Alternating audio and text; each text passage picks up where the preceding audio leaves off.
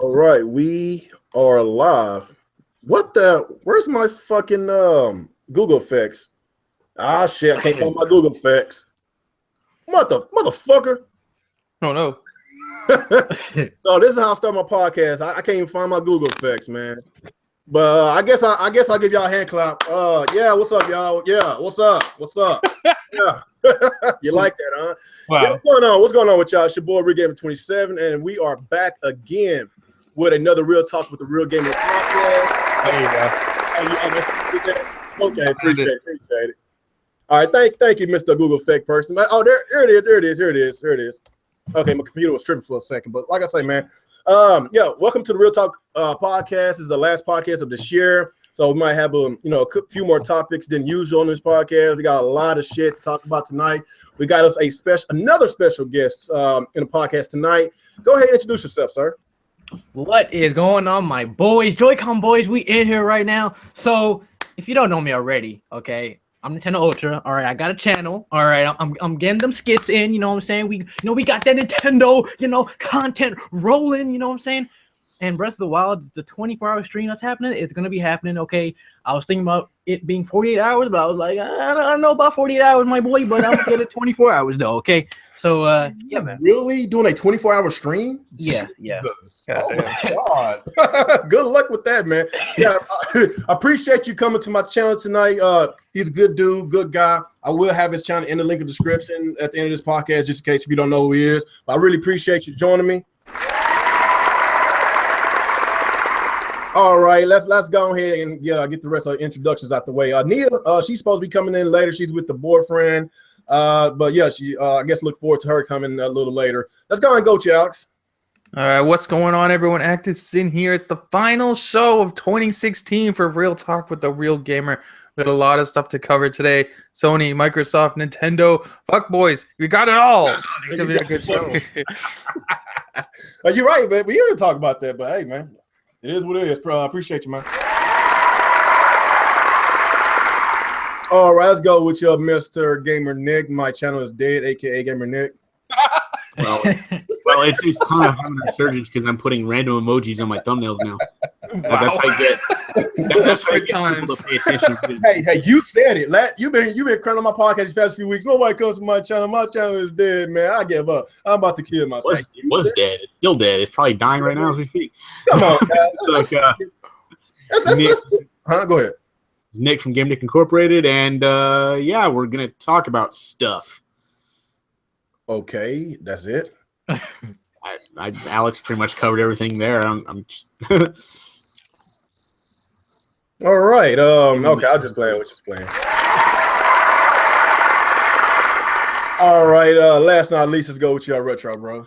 What's up, YouTube? Retro Bro here. So we have an interesting night for y'all. Talk about some of the rumors with the NX, some of the nonsense in the community, as well as some of our top 5 games this year, which will probably start an argument, but should be entertaining for you guys. So have fun. You still call it the NX? It's the Switch now. That's like NX. 2 months ago. You'll get a. It'll still be the NX to me. I'm still do. You're gonna continue to get that. No, I'm just playing with you, man. All right, let's go ahead and get to the games that we've been playing. I'm gonna go ahead and go last, and since we got a special guest tonight, let's go with you first, Mr. Nintendo Ultra. All right, so first, I recently got Final Fantasy 15, and that was like what, $30? That's a good game at GameStop. So I was like, oh man, that's a good deal. I'm gonna definitely pick this up, my boy. You know what I'm saying? I didn't want to do it. Pay for that $60. You know what I'm saying? So I was like, let me go ahead and get that $30. You know what I'm saying? What else am I playing? Origami, which is on PS4 and PC, and what was that game called again? On 3DS. It's Dragon Ball game, Dragon Ball Fusions. Yeah, that's what I was playing. So, How is that, by the way? I was thinking about getting it. It's pretty good. It's really good. Thing is though, there isn't any like online to it, but like the story and everything, it's nice. There's like about 1,000 characters that you can have in the game. It's pretty crazy. Okay, that sounds legit. Yeah. Okay, that's all you've been playing? Yeah. Okay, what about you, Game Nick? What you been playing? These fantastic Wii U games. Everyone should pick up a Wii U. Get that Yoshi Woolly World, my boy. Is that about cover it, Nick? You wrong for that. You know that. You wrong. You leave Nick alone, man. You're a bully. You're a bully. You with us, Nick? I don't think he's there. Okay, I guess we'll come back to him. What about you, Retro Bro? Let's see. The top 3 games I've been playing. And the number 1 spot, no surprise, is Pokemon Sun. Been training up my teams and battling people online. Right now, I'm like 36 deep with 6 solid squads, perfect IVs, perfect EVs. Come at your boy. Okay, but number 2, I would say right now is kind of tied between Paladins and Overwatch because I've been playing between the two. And in the number 3 slot, I would say probably Hyrule Warriors for 3DS. Our Warriors. Wait, we're doing our top 5 already? I thought we were just talking about what we've been playing. Oh, you doing your top 5? No, I was just talking about the 3 games I've the been games playing. you've been playing. Okay. Yeah. Okay. All right. So that's all you've been playing? Mm-hmm.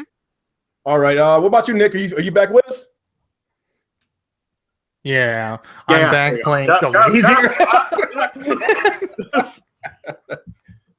Oh, what you been playing, Nick? What? He was just here. He just muted himself again. God damn it, Nick. I guess I'm gonna go until he gets back. Jesus Christ, Nick.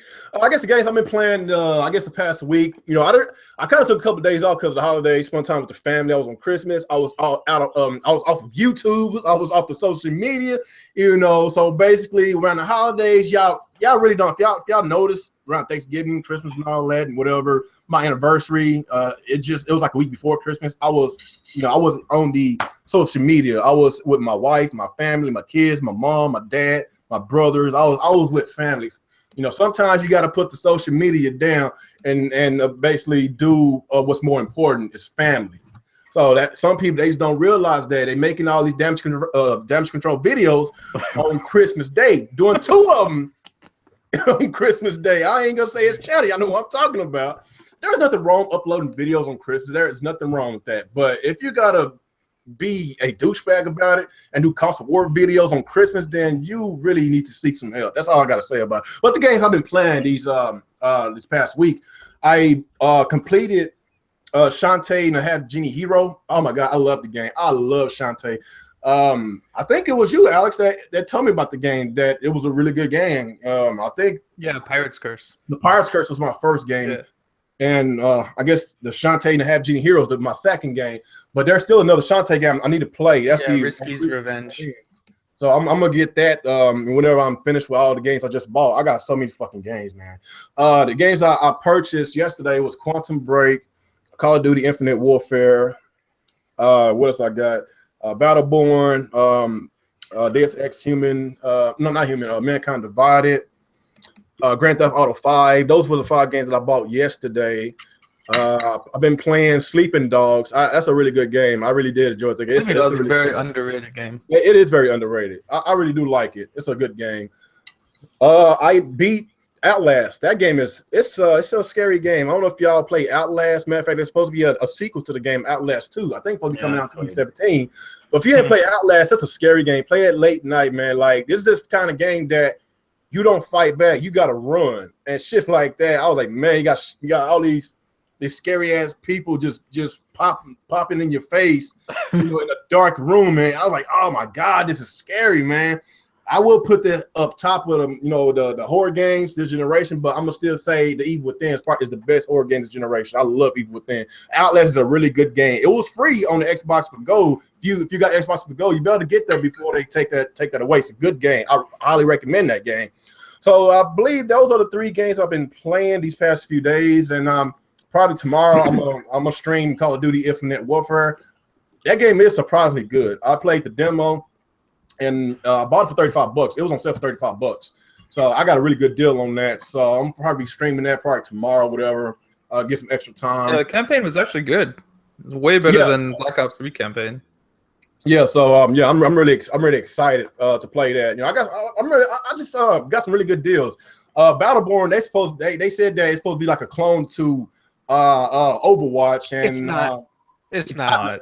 It doesn't play anything like Overwatch. Some people say it's okay, but it was only $10. I bought it brand new for $10. Like you can't beat that. Like dude. the thing is, it's a good game. The only thing that makes it bad is that it's a game that you need people to play with, and the community is completely dead. Like it's a good game though. It didn't help that they released that like 2 weeks prior to Overwatch. That was bad timing. That was dumb as hell. So that basically completes my list of games I've been playing. I got a lot of shit that I want to do. Like I said, man, I really appreciate y'all. Everybody that's in the chat. We got like 32 people watching right now.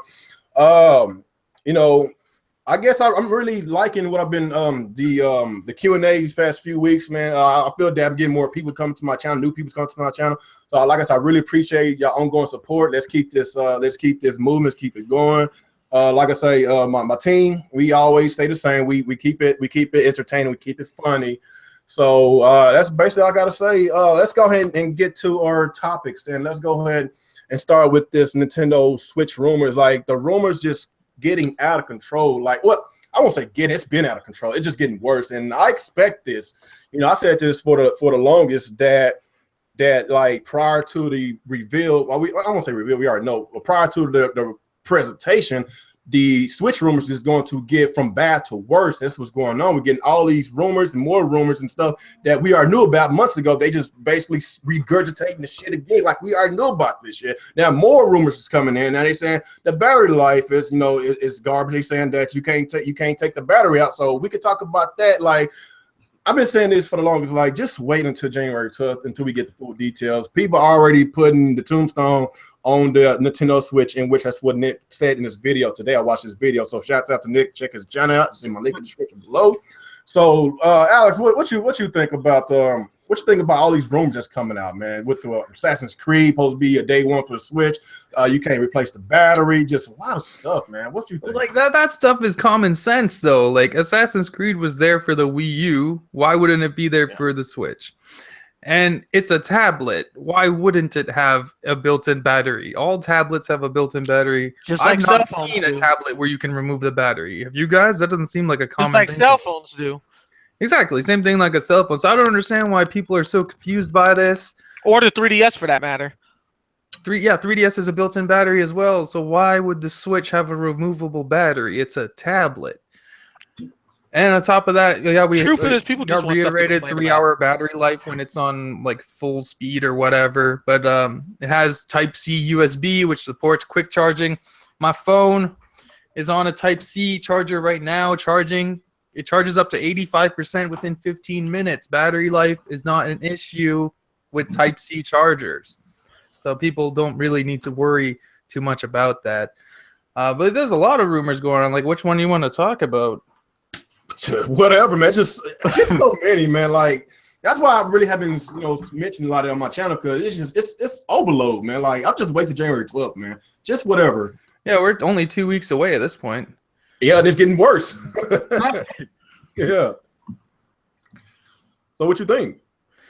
Well, it's just gonna happen. Like, there's been so many leaks already, and a lot of them effectively are true. Whatever Eurogamer has said, for the most part, has come true. We know it's gonna be similar power to an Xbox One, which is fine. Still gonna get all the games, easy to port to, which we already knew because the Nvidia CEO himself had told us that the Switch will be very easy to port to. It's using a custom chip by Nvidia. Nvidia's not going to attach their name to some garbage-ass product, so you don't need to worry. I don't know, like, I'm not worried about this thing. A lot of people are worried about it just because it's not as strong as a PS4, but, like, there's no need for concern. Like, it's not the shitty Wii U.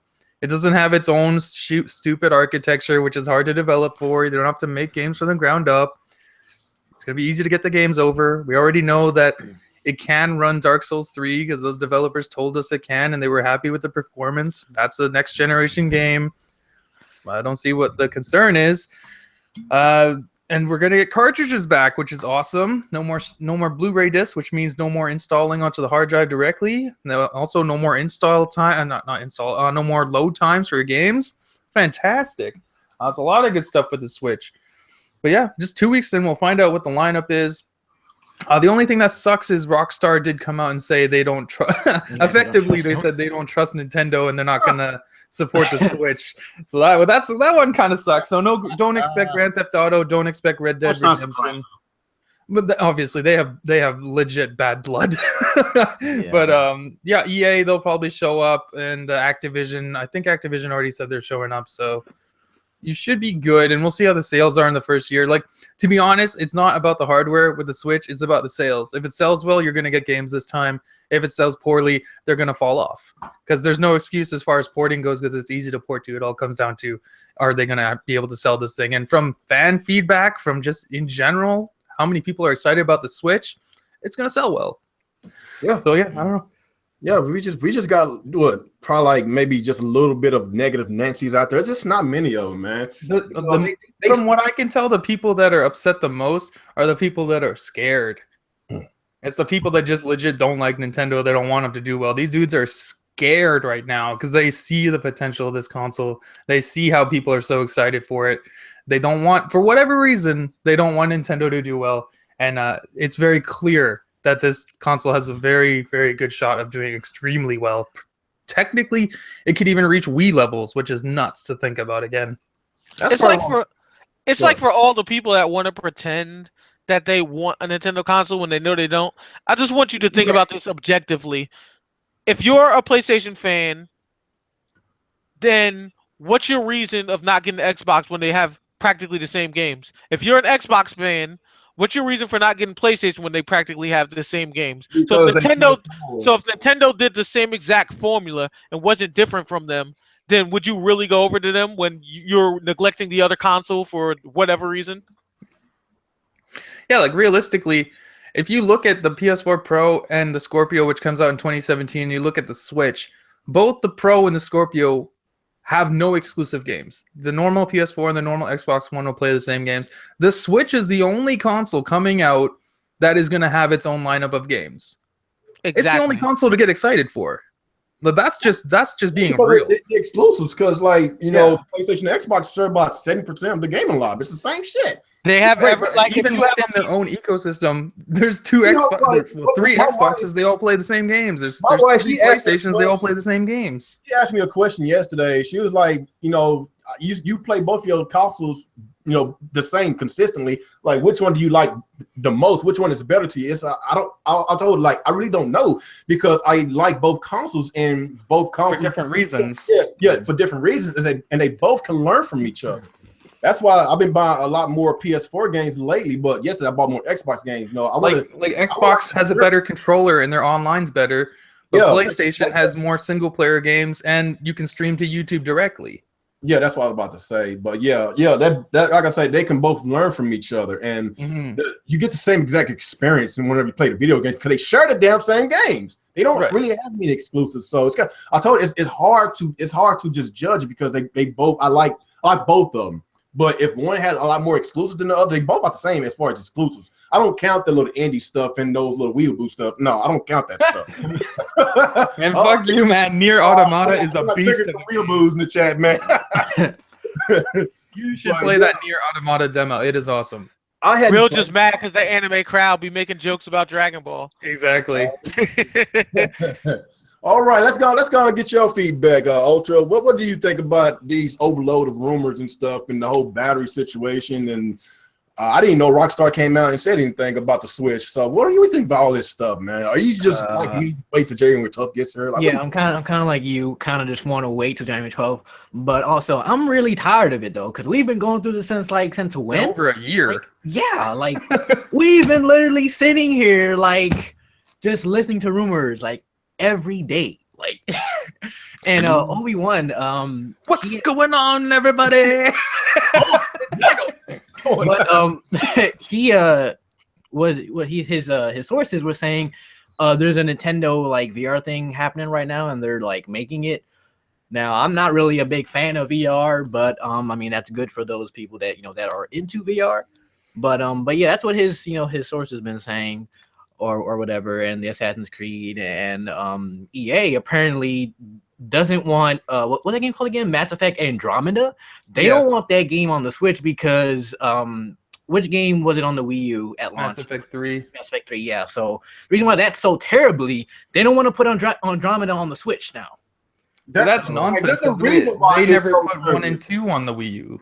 That's the reason. Like they jacked the price up to $60, and they gave the collection to the 360 and PS3. That was ridiculous.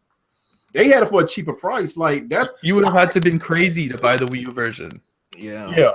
So I can actually defend that the Wii U on that aspect. I'm not trying to place blame on just EA. Nintendo could take some blame, but I feel that EA kind of screwed them over with that deal. In that specific deal, yes. Like they didn't get, like, a lot of Nintendo fans did not even experience Mass Effect during the 7th generation because the Wii was not strong enough to handle that. They didn't, or they just refused to give them that type of game. So only 360 and PS3 owners are used to that game.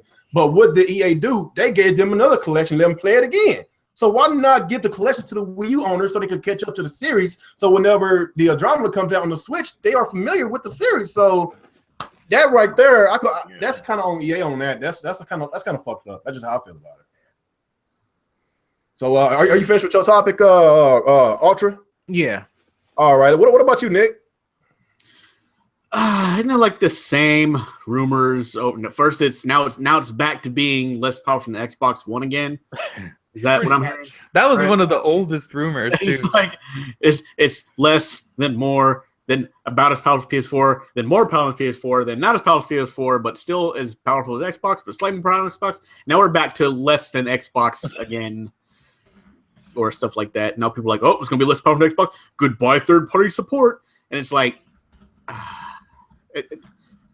At this point, the only reason third-party support is going to drop the Switch is if nobody buys third-party games on it, which is very likely. I mean, when the Wii U was out, we had a bunch of third parties saying, "Yeah, no, screw this. It's terrible. We cannot develop for this thing, or at least Nintendo doesn't want to help us develop for this thing. We're done." But now they're coming out and saying things like, "Yeah, it's pretty good. We're doing good. We can port, we can program, no problem. There's no issue here." Like it's got the right technology we're looking for to put the games on it, and porting will not be a problem at all. I mean, you're having like these companies that everybody, these companies came out, and when they said all the bad things about the Wii U, they were just, that's right, these companies are telling the truth. Yeah, you tell the truth, companies. Yeah. And then now it's like, yeah, we can develop for this thing. We're pretty good. It's working out pretty good for development. Now they're like not credible or something like that, or they don't want to quote that or something. Like suddenly they quoted every freaking negative thing that third parties said about the Wii U, but now it's like they're pretending that every positive thing that they've been saying so far about the Switch is that they're not paying attention to that. They're desperately trying to find. They are trying to find somebody somewhere to please say something about how development is bad like for this. when you have Bethesda, who has not supported Nintendo since the original NES, coming out and saying, what do you need at this point? Like, okay, yeah, we like can that work. says a lot. I mean, I'm not the biggest fan of Bethesda either, but I'm not going to ignore their impact on the game. Their clout is huge. Yeah, so if they're sitting there going, yeah, we can work with it, it's cool. Like, what more do you need? Exactly. Like, all you have now is to hold on to is the fact that Rockstar doesn't want to make games for the system. Right. And that's because they have bad blood. It has nothing to do with the actual system. I don't blame Rockstar. So those two do not like each other at all. They're never going to make up. So, so that's like all they have left now. Like, oh, it's list of now it's going to be list of Xbox, so all third-party sports going to go away. It's like, well, they would have said that by now, don't you think? Mm-hmm. Don't you think they would have said, yeah, we're not doing this? Just, I don't know. But yeah, so it's basically like, they're all credible, and they couldn't wait to quote every third-party developer that pretty much like crapped on the Wii U's development process. But now we got like the same third party sitting there going, oh yeah, they're doing a pretty good job this time. And we actually do want to work with them because he's working with. And now it's like they just don't want to talk about that. It's like that doesn't exist. They're lying. They have to be lying or some shit like that. I don't know. So they're just like, they're not quoting any of these fucking people like at all. They're quoting some kind of fanboy website that is kind of hoping that maybe it's like not going to do good. So they're going off of that. instead of like the actual sources like they had with the Wii U. So yeah, that's what's going on there. It's a complete 180 compared to the beginning times of the Wii U. Like it's not, you can't even compare them. Pretty much every dev is excited for the Wii U. Fans are excited. Even people that don't like Nintendo or just have fallen off from Nintendo are excited for this console. About it. That's true. Yeah. I don't know how many times I went to GameStop. I'm looking at a lot of older people in their 40s and 50s, want to know, can they pre-order the Switch? I was like, you look like you don't even play video games, but they're excited for the Switch. Mm-hmm. That just what it does fits more people's lifestyle now. And then here's the thing that a lot of people refuse to accept, that they have to understand. Third parties don't pick to be on a platform because of graphics. That's not how it works. They want profit. They want money. Mm-hmm. If they can make money without the graphics being impressive, that's all they want. And they'll do it. And people have to remember the 3DS gets tons of third-party support all the time, and companies love making stuff for the 3DS. I mean, all the same companies that refused the Wii U did for the 3DS. So if this is going off the same theory of how 3DS games work, then it should be fine. Shouldn't be an issue. If it's easy to port, they will come. Okay. So Retro, what do you think with this situation with the rumor just continuously still just overloading us, man? What you think, man? Honestly, I've been ignoring the rumors for like a long time now. Like, I don't think it's worthwhile to really listen to them, especially with January just around the corner. It's like roughly another 2 weeks before the 12th or so. Yeah, we're exactly close. 2 weeks out now. Yeah, so it's not that far to just wait. But I feel more or less like if you're a news channel, it's just something to give you something to do or something to talk about on your channel at this time. And I think that's more the angle that a lot of people are going for. Now, as far as the Switch goes, a lot of people like it, and for good reason, because console hybrid, like with a tablet, is something that's never been done before. And I wish Nia was here because we didn't finish that argument earlier, like yesterday, and I would have gave her the ban hammer right now live. Hey, Retro, you watch the podcast from last week, man. She trolled the shit out of you, man. She's always trolling me. She's always out to get me all the time. But yeah, it's like I was telling her. If you look at the Chinese tablet that Nintendo basically copied, yeah, it's true. The Switch copied that tablet. Yeah, if you pay attention to the tablet only plays games on like the Apple and the Google Play Store. So it can't do anything any better than that. But the Switch is actually playing real games, not just those little games. So that's a huge step up from that. And it runs the full Unreal Engine 4, not the mobile version. Exactly. And the Switch already confirmed that the graphics will be a little better when it puts into the docking station, where if you just put, say, this tablet with the HDMI wire to a TV, you can play it like that, but it's only going to be the same graphics. And again, it's only Android and iPhone games. So it's better and it's innovative because it took an idea that was simpler and evolved it. Like, I know people are saying it's not innovation because it wasn't first, but that's bull. If you take an idea that happened first and you make it more appealing to people, then you won. Because no matter how you feel about it not being innovative, everybody else is still spending money on it. Right. And there's so many ideas in the world when you think about it that came from other ideas that for you to say that would just sound ignorant. Now, I'm a big fan of the Black Okage, but I'm going to call him out on this one because I didn't agree with it. He was saying that he didn't really – I understand he didn't like the Nintendo Switch, but he was saying that it wasn't innovative for the same reason Nia does. And I put it like this. When years ago, many, many years ago, when rock and roll was first done by black people and people really wasn't paying attention to it until Elvis started doing it, he made some small changes from what black people were doing with rock and roll. But when it got popular when he made those small changes. So you can say he wasn't innovative because he stole it from black people, or you can say he was innovative for making the small changes that made it appealing to other people. Because it wasn't like just white people were listening to Elvis. But that's the way I think of it from my perspective. You say the same shit about black people in rap music, and that's when Eminem took over. Exactly. Like, if you make small changes people like, then it's cool. Yeah. So basically, what you're saying, we invent a lot of shit first, but they take credit. Is that what you're saying? I wasn't saying all that. All I was saying was, if you take a concept and make it better, then it's all cool. Because last time I checked, Facebook was an idea that was stolen from the dude's friends, and he made a small couple of changes too.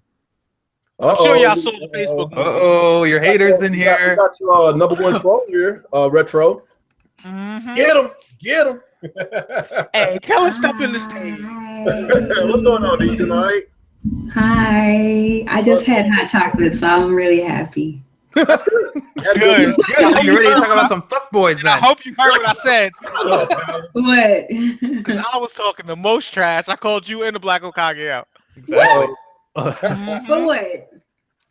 Because For our not argument we admitting had that the about Switch the is Switch. innovative. It's not innovative. Oh, here It we go. is. It's not. Uh-oh. It is, and I will prove it right All right, now. everyone, mute It's yourself. not. It's gonna take a while. Girl, go ahead and fix Alright, up your hair real quick and not. prepare to be brief. I guess before we It's get started, guys, let's go ahead and introduce yourself, Miss Nia. Hi, it's Nia, the video gamer, and I just had hot chocolate. That's good. That's good. You seem happy. That must be the- I had whipped cream as well.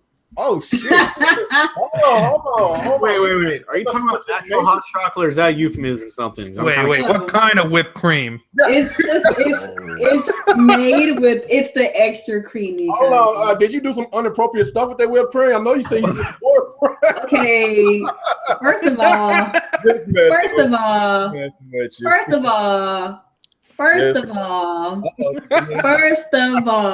okay.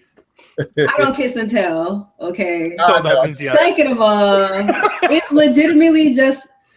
I can't talk about it on a podcast because men get freaked out, but just understand that I'm having a situation that only affects women today, and hot chocolate is awesome right now. Not gonna say what my job is, but I work with a bunch of women, so I hear everything. I'm like the only dude in my department. You're probably one of the only men that's okay with that. Yeah, it doesn't bother me because I don't have a choice when I'm at work. Okay, so yeah, I really appreciate you coming by, Neil. So you get to troll Retro Bro some more. Yay! The Switch is not innovative. Listen here, we about to start this conversation right now. Okay, so look, let's all finish up our topics before y'all start growing at each other's throats, man. If you finish, we go. No, let's get Neil up to speed. I was about to bring up the speed real quick. Hold on. I know you my arch nemesis, but you need to turn down just a little bit. Look here, I got a beard. Just a little bit. You know, you can actually mute him. You know that, Neil. I don't have to do it. You can do it. You can mute his ass. Oh, turn up. Hey, give me $5. Hey, give me $5. Hey, But give me for the $5. people watching though, me and Retro, we cool. It ain't no real beef. All right, so give us your let us know how many what's the games you've been playing this past week. Paladins? Then give us your thoughts and opinions about all these rumors that just came about these past few days. To me, it just seems like a lot of repeating of what's already been said. Like probably some of the only thing that's new is like maybe like the release is probably that's kind of new because I don't think that has been something that's been talked about yet. Another new thing was that Monolith Soft is actually not working on Xenoblade X2. Which is what? Yeah, like apparently they're working on a new game that has the same combat style of Xenoblade and Xenoblade X, but it's not a direct sequel. So that makes me sad. I'm a little emotional about this. Uh-oh. But I'm okay with it because Monolith Soft, they make gold. What else is new? They make good games. I'll give it to them. What else is new? I can't think of what else is new. Oh, Retro Studios isn't working on Metroid, they're working on something else. But I think that's a half truth because remember that they said some time ago that they have enough people to do two stuff now. Yes, they have enough people to make two games now. So we don't know. One of the teams might be making Metro. We don't know that. But I don't care who. They just need to get it in. I don't care who makes it. They just need to make it. You're right. I feel that. But I'm trying to think what else was new. But a lot of it was just like a lot of repeat stuff. Yeah, it's just recycled rumors at this point. So, yeah. Okay, then give us the games you've been playing these past few days, this past week. Paladins. Yeah. Paladins. Paladins. And Baby Watch. Gigantic. Oh yes, I did. I forgot we played Overwatch.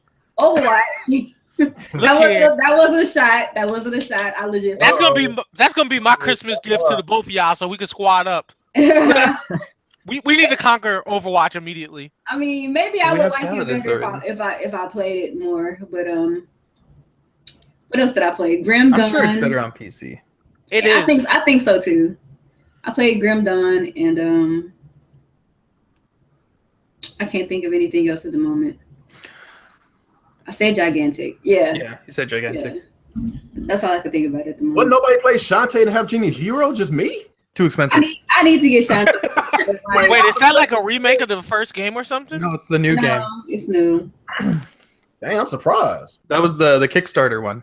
Oh, okay. Damn, I'm the only person that plays Shantae? Unfortunately, I need it eventually. I'm not gonna lie, I still need to play the first game. That game is You should fire. get I Pirate's haven't played Curse, the first one either. The first one's Retro, on you can get Pirate's Curse for like $2 online. Alright, I'm gonna have to do that then. Pirate's Curse is the first one was a Game Boy Color game. You can get that on the 3DS Virtual Console. It's not a problem. Like, I need a good vacation from work so I can catch up with my Lara Croft games too, because I got both of them and I didn't get to play them yet. Oh shit! Yeah, you got to play those. Mm-hmm. Yeah. Okay, so is that all you've been playing, Ania? Yeah. Okay. Let's go. I've been trying to get my skills up because I actually haven't played Paladins in a while until this break here. So. Okay. Get the Madamba top plays back. Oh, my Madamba was so trash today, bro. But we ain't gonna talk about that. I didn't play for one day and came back trash. And for those of you in the chat who do not know, you can sign up for Paladins on your Xbox and PS4 now. They're doing the beta, so you don't. They already got PC, tier you can lists still too. experience that Solid Paladins tier list. greatness. I know that. Okay. So are we pretty much finished with this whole rumor topic, whatever? I mean, I said all Unless right. you have specific rumors you want to talk about. Yeah. What about the whole battery deal? Like, I was watching Stone Fraud Media today, and What that fool say? What that fool say did now? he say? he was basically crying about the battery life, and he was What am I gonna do when I work outside for 4 hours? I can't play my Switch, and Nintendo did me again.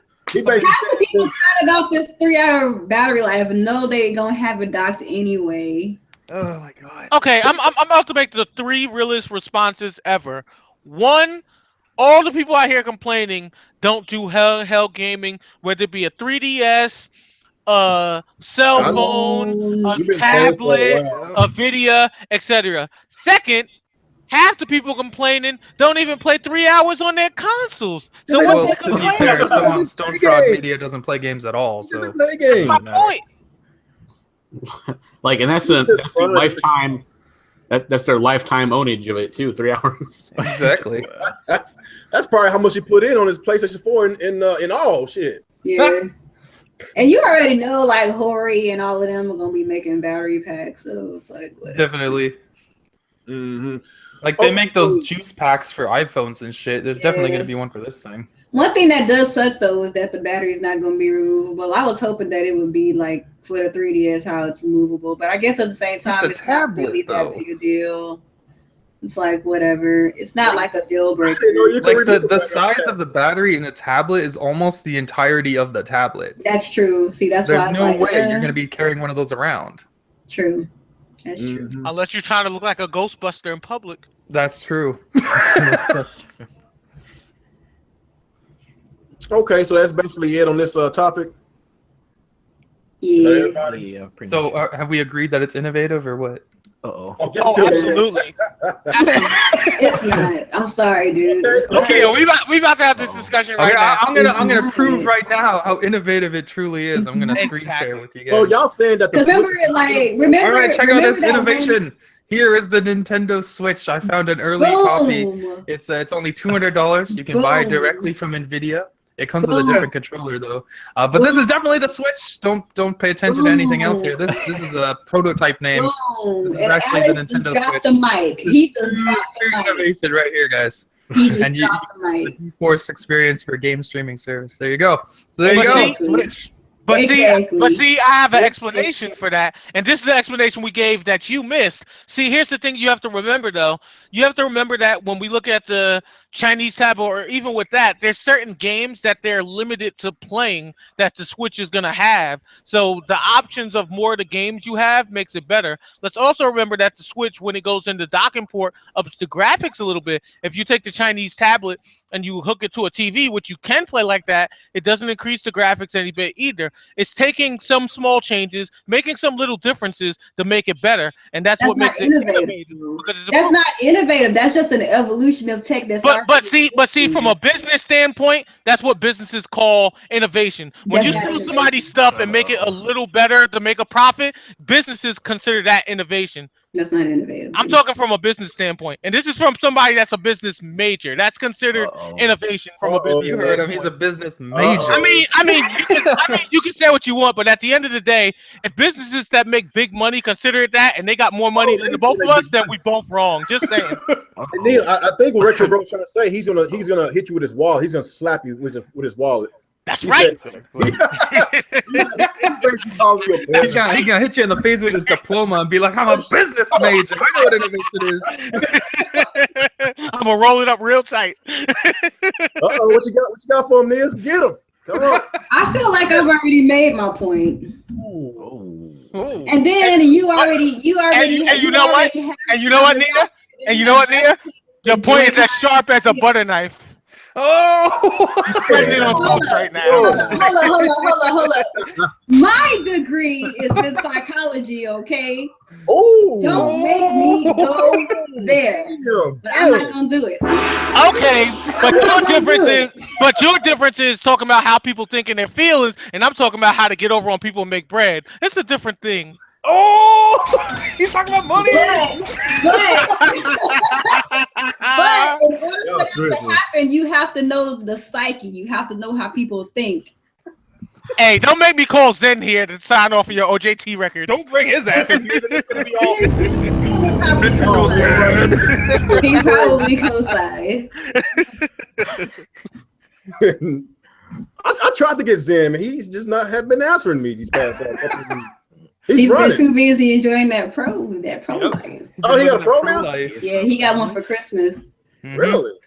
Yeah, Green Buck talking in the chat. I mean, he said biology, which is nothing about psychology, so we're gonna skip by him.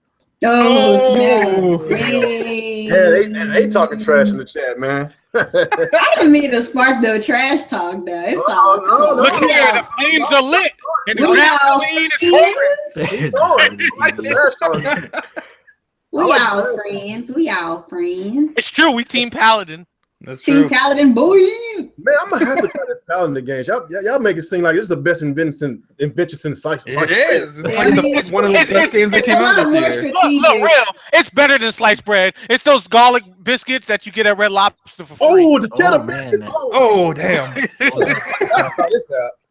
I mean, I'm co-signing though. Like he talking some real talk right now. Y'all need to listen. Because like here's what I tell people all the time. Paladins is actually strategy, is actually skill based. You're not relying on your ultimate to be like the good luck measure between your team and the other team. Like you actually have to work for your ult. No, she's right. I'm not throwing shots. Like I'm just keeping it effectively what she's saying is it's like Baby Watch except for adults. Ults don't guarantee wins in Paladins, and Overwatch they do. Yeah, they do. Yeah. And then the other good thing about Paladins is that you can customize your character to your play style. So say if like you have a character that kind of toggles between like maybe like damage and flank, you could either make them more damage or you can make them more flank, or you can make them balance between the two. Or like say you have like a healer that's like a cross between healer and damage, you could do the same for that. And like I explained this on this live stream I did the other day. Like really the draw with this game and the reason why so many people find themselves getting addicted to it is because like the way that the game plays, it is solely tailored to you and how you like to play games and how you like to play and manipulate the abilities of your character. And like that's what the whole skill comes in. Like for example, like say if me and Alex would have played a character like Victor, he's basically the Soldier 76 of Paladins. Like I could play my Victor completely different than Alex does based on the way that we customize the character, the way that we customize the loadouts, and stuff like that. So that's something that Overwatch could implement to make the game a lot better. Yeah, so it's like when you're trying to build counters for the enemy team, like you're legitimately building counters. Like you're legitimately making your character and shaping your character to the best of the abilities that you prefer out of that character. And then not only that, but you have these burn cards, but they're called items in the game, and they are light buffs that you use within the actual game to help turn the tides. And you have different burn cards for either utility or defense or healing or like your attack. So say if you got like a really tanky enemy team, right? Like you got like 2 tanks on your enemy team. Like if you want to break through that enemy team, like you could use a burn card called Record, which allows you to get through shields faster. So it's like little stuff like that, really intricate stuff like that in Paladins. It's more like League of Legends. It's more MOBA-esque. It's got more MOBA features. Great way to explain it. It's a lot more MOBA-esque. A lot of characteristics you normally see in MOBAs. It just has much deeper customization than Overwatch.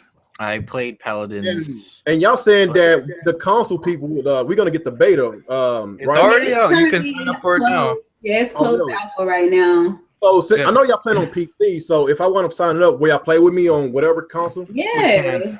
Okay, y'all just let me know. I don't think we can we? I mean, if we it's gonna be cross-platform? the console version, we can play with him, but we can't play. It's not. Yeah, we can play the console version with you. No. I know that. I know y'all got a PS4. All of us got a PS4. That's why I asked. I mean, I have the PlayStation 4 version right now. Oh, okay. But they're still working out the kinks, and they haven't fixed the party system. All I'm saying is, if I see y'all streaming Paladins and nobody's running tank, I'm gonna be mad. You are a dedicated tank, though. Yeah, you're our tank. You're a tank. You're our Fernando. I'm just saying, because I saw y'all play Overwatch, and y'all played with like 7 DPS, and I'm like, what is this? I felt bad, because I'm like, I'm cool with all y'all, but I'm looking at this lineup of squad, and I'm like, y'all gonna lose. Y'all was at the select screen, and I looked at the squad, and I was like, yeah, this ain't gonna work. Okay, I want to play that. I want to play it on the PS4. Not, I would rather play on the Xbox, but I'd rather play on the PS4 so I can stream it. It's so much easier streaming on the PS4 than the Xbox. But see, if you had the PC, you would have Shadow Play. Oh, shut up. Or Relive. Shadow Play is the sexiest recorder ever. And actually, Relive is better. Another guest here. What's up, man? How's it going, everybody? Yeah. All right, man. All right. Even though Relive allows you to use your custom overlay, Shadow Play doesn't allow you to. It's superior to Shadow Play now. I know. I'm so sorry. Really, I might have to try it. But it's for AMD though. It's AMD only. It's their version of Shadow Play. Yeah, they just made it with their new update.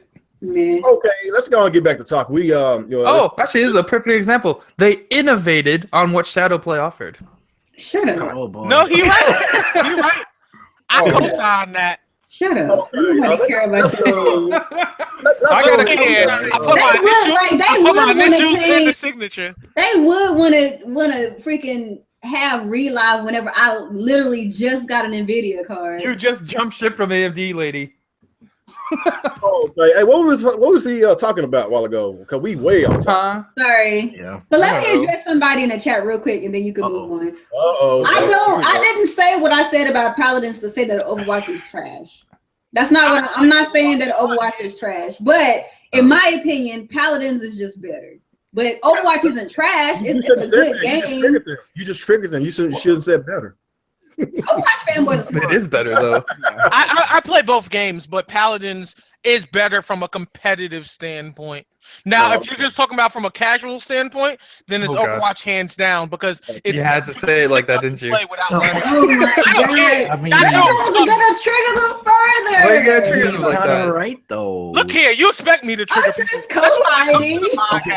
Y'all expect me to come in swinging, like that's why you summon Retro. So correct me if I'm wrong. Didn't Paladins come out and basically make that claim about how they actually did it first before Blizzard did Overwatch? They did. Yeah, they were making it before Overwatch. And if you go back and look at their game that they made like a long time ago, that Global Offensive to be honest, game, I agree with that because I think Overwatch is nothing more than what original Project Titan was supposed to be, some MMO bullshit, and then Blizzard's just like, no, fuck it, we'll make it into an actual first-person competitive shooter game. So yeah, I agree with that. I think Paladins did it. I mean, Paladins was a lot different. I'm in the beta for the PS4 version, by the way, and I haven't played it yet, but I'm looking forward to giving it a try. So this is gonna make a lot of people mad, but this is what makes retro. Jesus, oh God, here we go, boy. Look, this is what makes Blizzard geniuses. What they did was they said, "Hey, MOBA games are hard. They're about damage calcs, strategy, and a lot of timing. How do we get a lot of people that don't want to do math to play?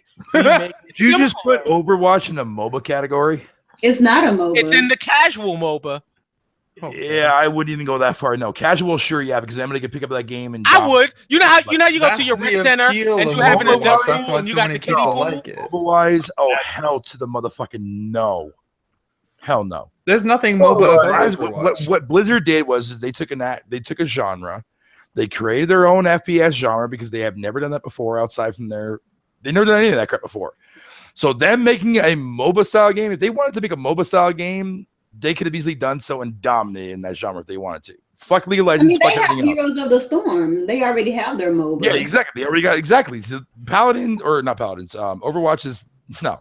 And that card game Blizzard got is real strategic too. I forgot what it's called. Hearthstone. Yeah, Hearthstone is really strategic. Okay. All right. Anyways, Real Gamer, thanks for having me on your show. All right, guys. We still go for a second topic for today. I guess before we get to our second topic, let's go and get your introduction out the way, Burr Hugger.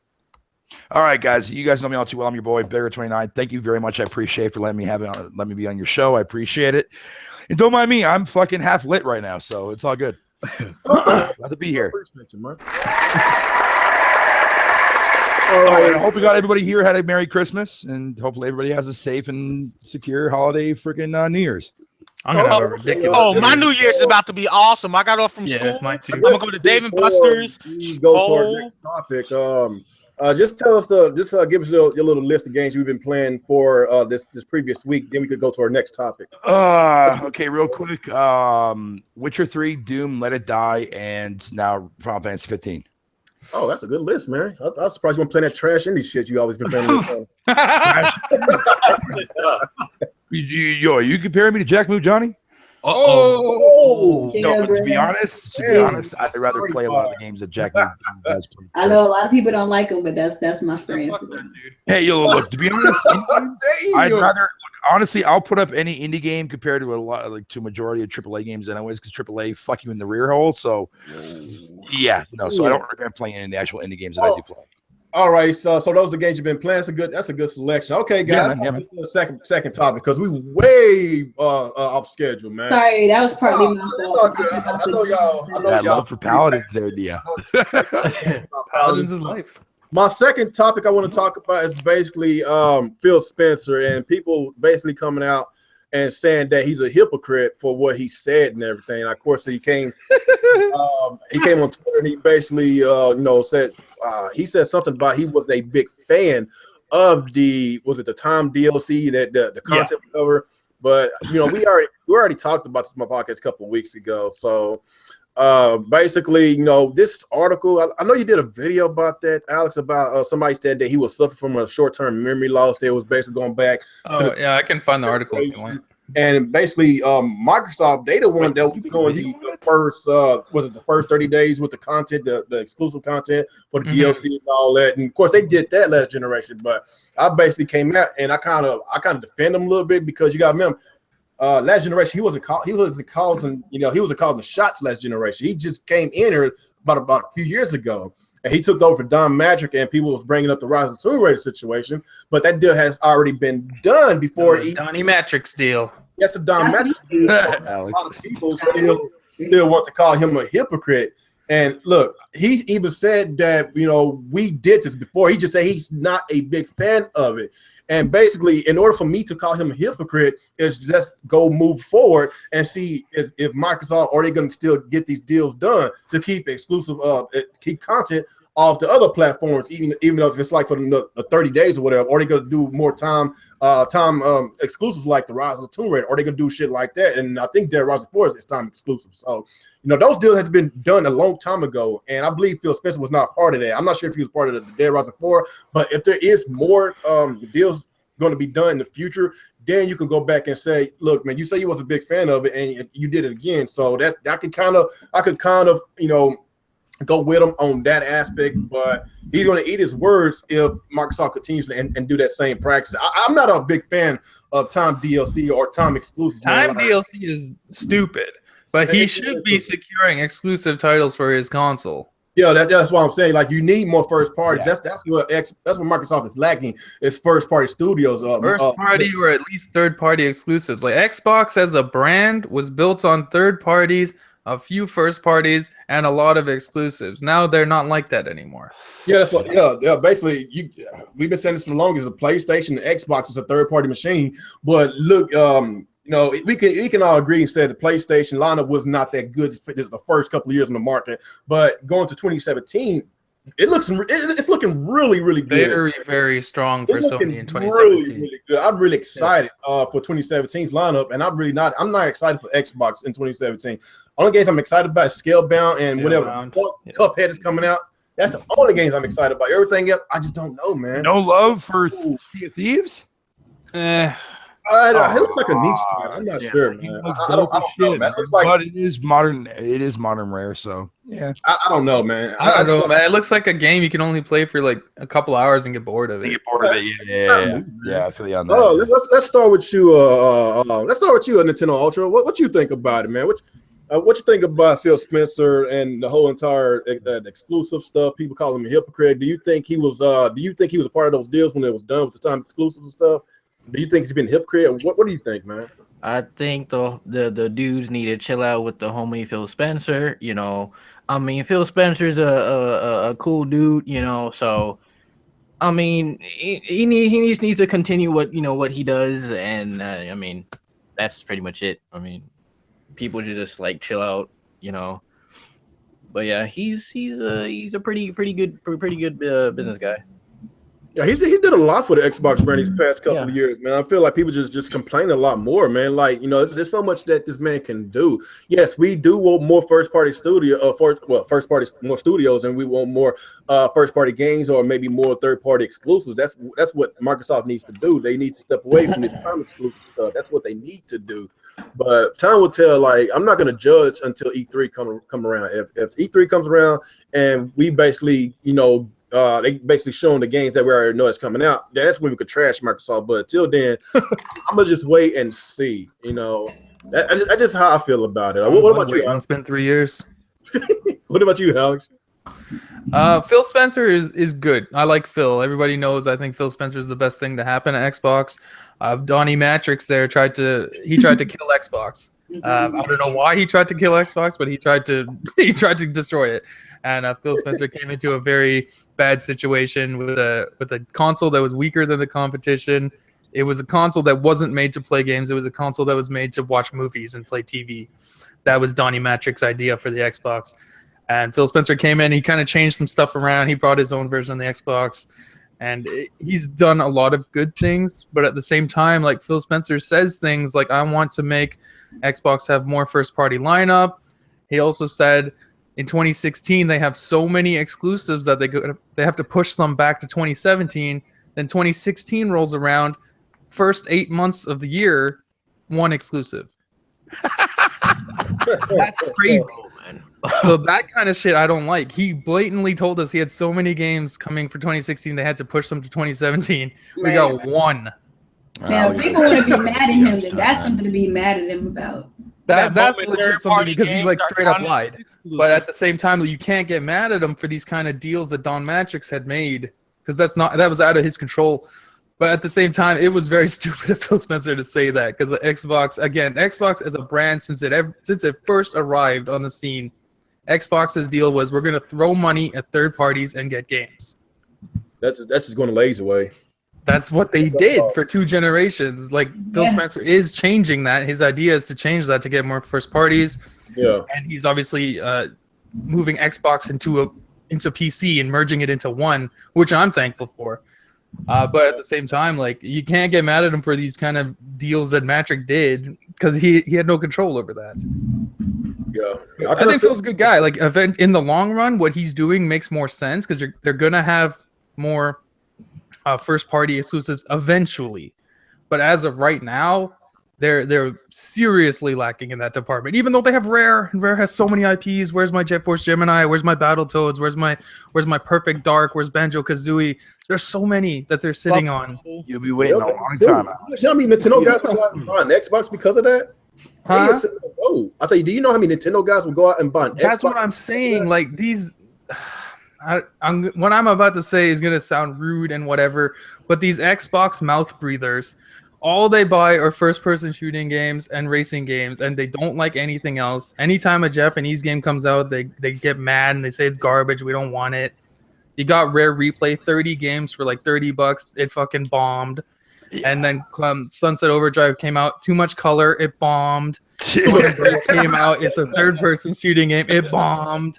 Like, these dudes don't buy anything. So, like, they need to get Sony guys and Nintendo guys and PC guys to come over, because that's hilarious. Apparently these Xbox guys won't buy anything. I can picture an Xbox reviewer reviewing the game. Sunset Overdrive is terrible. Not enough brown. Not enough what? Like, you know, brown. You know, what's crazy about that was, like, if they would have just started off the gen using some of Rare's IPs, that would get the Nintendo guys on board, and Nintendo guys would have been crazy about Sunset Overdrive. Like, that is right up the Nintendo guys' alley. People that like Sunset Overdrive on the Xbox are Nintendo guys that bought an Xbox.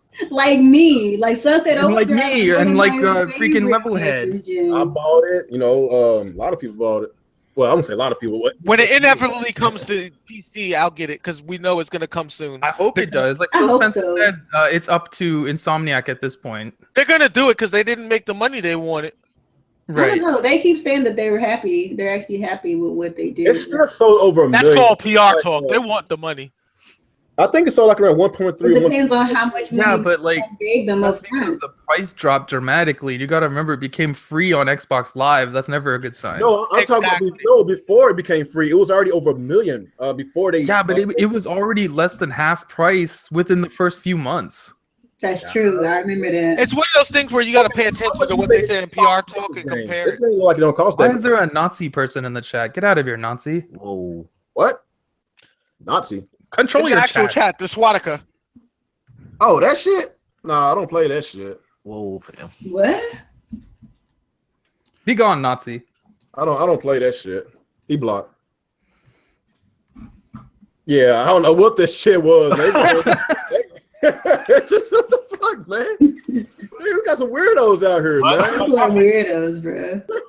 Yeah, I know I got more people today. We reached over 50 a while ago, man. I don't know, man. Maybe they just came just to troll me. What the hell? I guess so. Yeah, I don't know what that shit was. Yeah, I don't. So speaking of another good thing Phil Spencer has done, he's actually going to bring a mode that's on Xbox One called Game Mode, where essentially it slows down all the other processes and puts all the power towards the game so it runs smoother. They're bringing that feature to Windows 10, so Windows 10 games will actually run the games better. That's fantastic. That's okay, thankful to Phil Spencer, the amazing man who saved gaming. Okay, let's go with you, Bird. What do you think about everybody getting on Phil Spencer? They call him a hypocrite, but they don't know everything that went on behind the scenes. What you think? Those people are fucking morons, straight up morons. I mean, let's be honest. I mean, Phil Spencer wasn't in charge last generation when they were making all those exclusive deals with Grand Theft Auto and its freaking DLC that Sony never got at all, period, until the actual standalone re-releases of those DLCs. See, that's nuts. That shit shouldn't happen. Yeah. So, I mean, whatever Don Matrick did, even though he fucked over fucking the Xbox brand and turned it into something that it should have been, and then he moved on to that Zynga bullshit and fucked over that company. Killed that company too. Yeah, exactly. So no, Phil Spencer should not be the one to be sitting here calling people who should be calling Phil Spencer a hypocrite, because Phil Spencer had no ruling in what decisions that were made last generation. That's what I'm saying. So I mean, people need to dog off that motherfucker, dude, and like leave the poor guy alone. Shit. You gotta call him out for his mistakes, not Donnie Matrix mistakes. Yeah, Donnie Matches is a fucking. The only mistake I think feels. The only thing I did was basically what Alex was talking about a while ago. They promised all these exclusives for 2016, and we had this massive 8-month drought. That's the only thing I can't dock him, but everything else, he did a lot of things that made a lot of us Xbox fans happy. Wait, a drought on Xbox compared to Nintendo? What? Well, no, we're not compared to Nintendo. That's a Sahara Desert. We're talking Shit, goddamn, Alex. But when it comes to exclusives, like it's not been good. No. I agree. I think. I don't know. I mean, like you have Rare, who, I mean, granted, most people shun Rare to death nowadays because it's not the modern Rare that we. I still believe in Rare. Damn it. Look, to an extent, we kind of all do. We kind of all do. Now that I gotta say is pretty rare. Let me cut you off. So you tell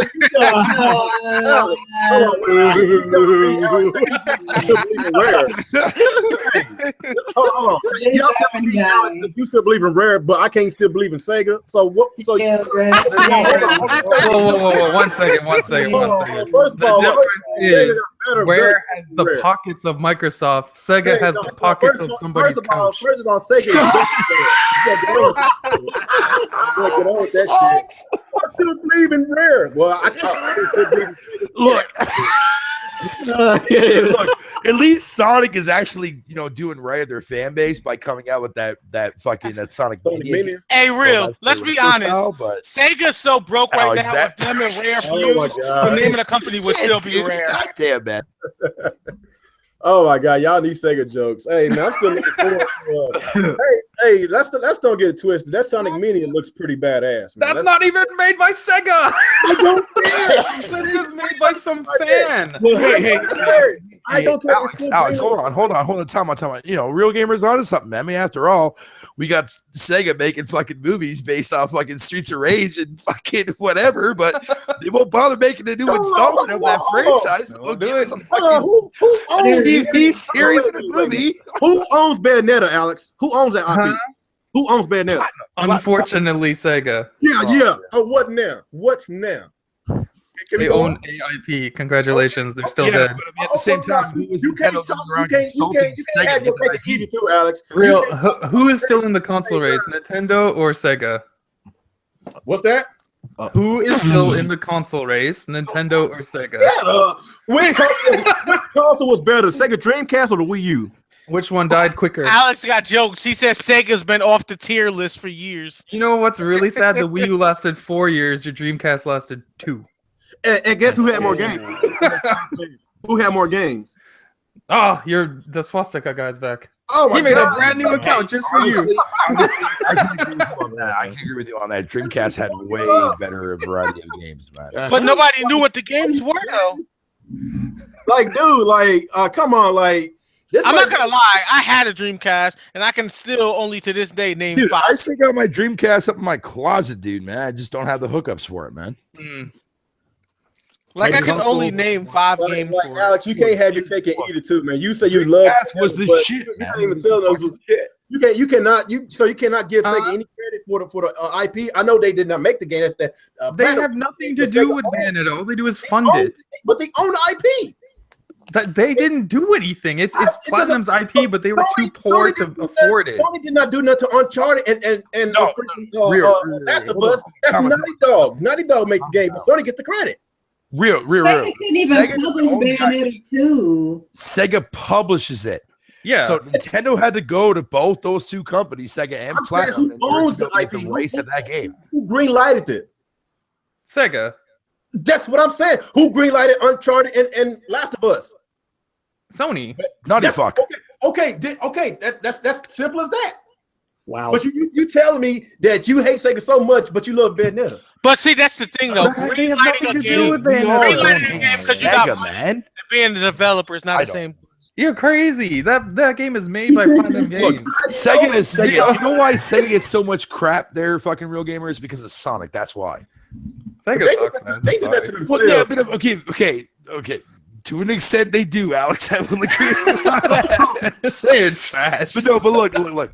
Shut Sega up. has made some of the most memorable games of our childhood memories, man. I mean, the old school Look Sonic at games, the Streets of hat, Rage. look at the fucking hat, dude. That's what I'm saying, dude. You need to get I a agree with moderator you, for your Rogan. chat. Look. Any one of us here would love to see a new fucking Streets of Rage game come to fruition. But why Sega's sitting on that game, but now making it into a fucking movie is beyond me. I didn't know that. Beyond me. I didn't know that part. No, trust me. You didn't read about that? That Sega's making like a lot of fucking TV series and video game adaptations based on their games. They're making a crazy taxi movie there, real game. You want to know why they're probably doing that? It's because their titles have been more popular on YouTube, not being games. There's a show, I don't know if you guys know, called Sonic for Hire, where Sonic is Sonic for Hire. It was 7 seasons. Like, it was solid. I've seen. Somebody is really trolling me. Nah, that's Sonic for Hire was fire. You need to promote someone to moderator in the chat, man. Moderate. Raid. You know Damn it, what? You don't You're know, fucking a regular. man. I'll help you out with this, dude. Oh Man. gosh, it's But who the Couple hell of regulars. I know that Dave J guy, he's a regular. Who else is a regular But, on your thing? No, but I Damn, mean, what the heck? AJ, Guru Legends. These weird names like Neko El Faco is. Who else is a regular here? Nate Bullock. I'm not sure if he's here. He's a regular. Matthew Pike. He's a regular. Who else is a regular here? EJ Johnston. Who else? Digital Man. I see him all the time. Cherryman videos. Unforgiven. He's been here a lot lately. These past few weeks. Unforgiven's a cool guy, man. He's a cool cat. You only need like 1 or 2. Yeah, you don't need that many. What's it say? Alex. Look, this is my 7th time blocking this guy. He won't stop with these. Trust me, real gamer. Let me tell you one thing right now. I You got somebody that's on your channel that sits there and makes multiple accounts on like so many different accounts. Trust me, get used to that because I've had that happen to me. Oh no, me and Alex, we got a torch with With Braden. But no. Oh god. Oh hell, saying the shit out of our channel. But I do agree with you though, Alex, man. It's a real shame that fucking that rare replay is so like fucking hot garbage, man. I wanted that game to blow the fuck up, man. Mm-hmm. To spark some love in the rare, dude. I mean, look, everyone hates modern rare. We can all agree to that, right? Yeah, because all they've been What making. did they do after Microsoft bought them out? The remake to Conker's Bad Fur Day, which was good on the OG Xbox. I'll give them that. And a few other little misconceptions here. Like, I mean, I thought fucking what was that game there? Nuts and bolts with Terrell. Ugh. We're not talking about that game. That game doesn't exist in the Banjo-Kazooie category. But there was that cameo fucking game that came out that was actually pretty decent. Mm-hmm. But after that, when they started going on the Connect Frayed, man, that's when they got their freaking company went to shit. But nonetheless, so I mean, I think Sea of Thieves is going to be a pretty decent game. It has potential. God. It has potential. This guy won't give up, guys. He Make won't give somebody a mod. I know. Just make somebody a mod. We don't have to deal with it anymore. Just do it. I'm gonna keep blocking him. Oh my god. What the hell? I've noticed you though. Be the host Nia, and you've been moderate at the same time. I'm just saying. And I noticed that Nia, you've been playing the fuck out of that Paladins game though. Yeah, I've been on break for like a week and a half. Can I point something out here to the people being go ahead. or trying to leave the Nazi Your turn. Go ahead, Nick. I want to address this whole in air quotes here Nazi symbol thing they're trying to show there. What you guys don't realize is what you are actually posting is a Buddhist symbol. Like the Nazi symbol is the same. Yes, it is the same shape, but it's more of a diamond form. So you're not exactly promoting Nazism here. You're actually promoting Buddhism. So, he's trying to be friends. So if you think you're being clever by showing Nazi symbols, you're not. You're actually showing Buddhist symbols. So anyway, he just wanted to show us his Buddha belly. That's all. Anyway, let's get back to topic, guys. Don't even forget. Fuck him. What do you think about the Spencer situation, Nick? Oh, you know what? I'm so sick of tired of hearing about Phil. I can't even talk. Phil Spencer. I got nothing against the guy, but Jesus Christ, people, calm down. He's just a person. These people are just like they either love everything he says, or they just attack him for every little thing, whether it's his thing or not, whether it's his decision or not. And like back when they had what was it? When Quantum Break is about to come out, is announced. Oh my god! I know this. People are just like tweeting this guy's like, "How dare you do this. Oh, I'm canceling my pre-order. Like, and that's when Alex said, yeah, they never bought any of these games because they're just trying to find. They look for excuses not to buy these games. They sit there and they promote the fucking Xbox, like Xbox. Yeah, I don't want to buy the game though because reasons. It's like, then shut the fuck up. You know what that reminds me of? Remember that episode of Family Guy where the white dude was sleeping with his wife and like he kept trying to find a distraction not to sleep with her? These are like these people. Like they're acting like they play games, but they're trying to find a distraction or an excuse not to actually play them. So it's Phil like Spencer he sneezed twice in an interview. What's he trying to tell us? Emergency podcast. and this guy's looking like he's looking forward to playing Uncharted 4. Might as well just give up. Where's my flag? Oh, yeah. It's like, They had like 3 emergency podcasts when he said he wanted to play Uncharted 4. oh, and like, yeah, and it's just like, just leave the guy. This guy needs to get rid of his Twitter. Just for his own personal sanity. Yeah, for real. Like, everybody just like, crazy. look, I got nothing against the guy, but I don't give a shit about him. Like, at all. And I'm tired of hearing about him. Just like I don't give a shit about fucking Reggie or that whoever's in charge of fucking PlayStation Yoshida or whatever. I don't care about these people because they don't give a fuck about me. They don't even know I exist. I'm a $sign to them, and so are you. So shut the fuck up. Stop tweeting these damn people. They don't care. Like, stop harassing them. I mean, Phil Spencer needs to stop like responding to these people too. It's like he's not helping himself by responding to these people. Just let it go. These people are morons. They're not even going to buy your games, and yet they're complaining to you. I don't know what to tell you. I know he's not. If I could tell that to Phil Spencer, basically, like, the one thing you need to do is just stop tweeting back to these people because they're finding any excuse not to buy games for your system. They're promoting your system. They're sucking your dick for some reason, but they won't buy any fucking game that comes out for your system, and they find any excuse not to. I don't know what it is. How bad is it? How bad is it though, Gamer Nick, when you sit there and you see people that are sitting there, diehard Xbox fans that praise fucking Microsoft for everything they do, but get blocked by fucking Phil Spencer on Twitter? Yeah, it's just like, because he's had enough. It's like, look, You know these dudes call him dad now? Oh, damn. Wow, that's gay.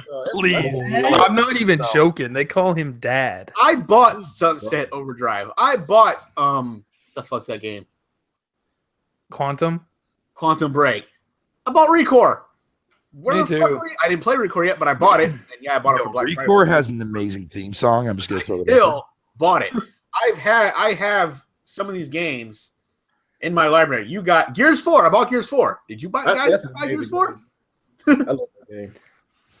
Hell, I got bought Gears of War on Titanfall platform 2. that No, feel like it's better. kind of sad that you majority of a Nintendo guy, Nick, but you buy more Xbox games than these Xbox fanatics. That's just sad. No, if the Nintendo come out with fucking games, I buy those too. But right now they're just, I know, right? Like, that's another way to look at it. Like, I don't want to say I'm mostly a Nintendo guy, but I like Nintendo the most, and I'm still buying more Xbox games than these people. Yeah, you are. Well, all of you guys are here who has an Xbox One, man. You guys buy more games than they do. All they buy is the same tedious shit every fucking year. Wait, what am I talking about? Never mind. These guys are on YouTube. They don't buy Xbox games. They don't buy fucking games. They're fucking mentally handicapped. What are you hyping this thing up for if you're not buying games for it? And we friends with some of these guys that hype up this shit, but they don't play the game. I ain't friends with them. Yeah, but I ain't friends with your friends. I ain't telling you who it is though, but yeah, a lot of them don't even fucking play the games. That's the sad part. Just for the record, and sorry for bringing this up, but I want to get this out of the way real quick in case I forget. Nintendo Ultra, by the way, your reaction to Bayonetta's reveal in Smash Brothers was fucking priceless. I'm just gonna put it out there. That shit was priceless. Thank you, sir. Okay, let's go and move on to Nia. Are you finished gaming, Nick? Yeah. Okay. You didn't really give me your. Oh, never mind. You did. Okay, Nia, what do you think about the Phil Spencer situation, man? Sometimes I feel like Phil Spencer gets himself in trouble on Twitter, even though I don't think he really. And in interviews too. I don't really think he tries to. I think that Phil Spencer is one of those kind of people. Like I think he actually legitimately cares about the video game industry, and I think that he often sees himself at a crossroads between being someone who is genuinely a fan of games, a person who is the leader and the figurehead of a company, as well as a person who tries to connect with his community. And sometimes he just needs to scale it back a little bit.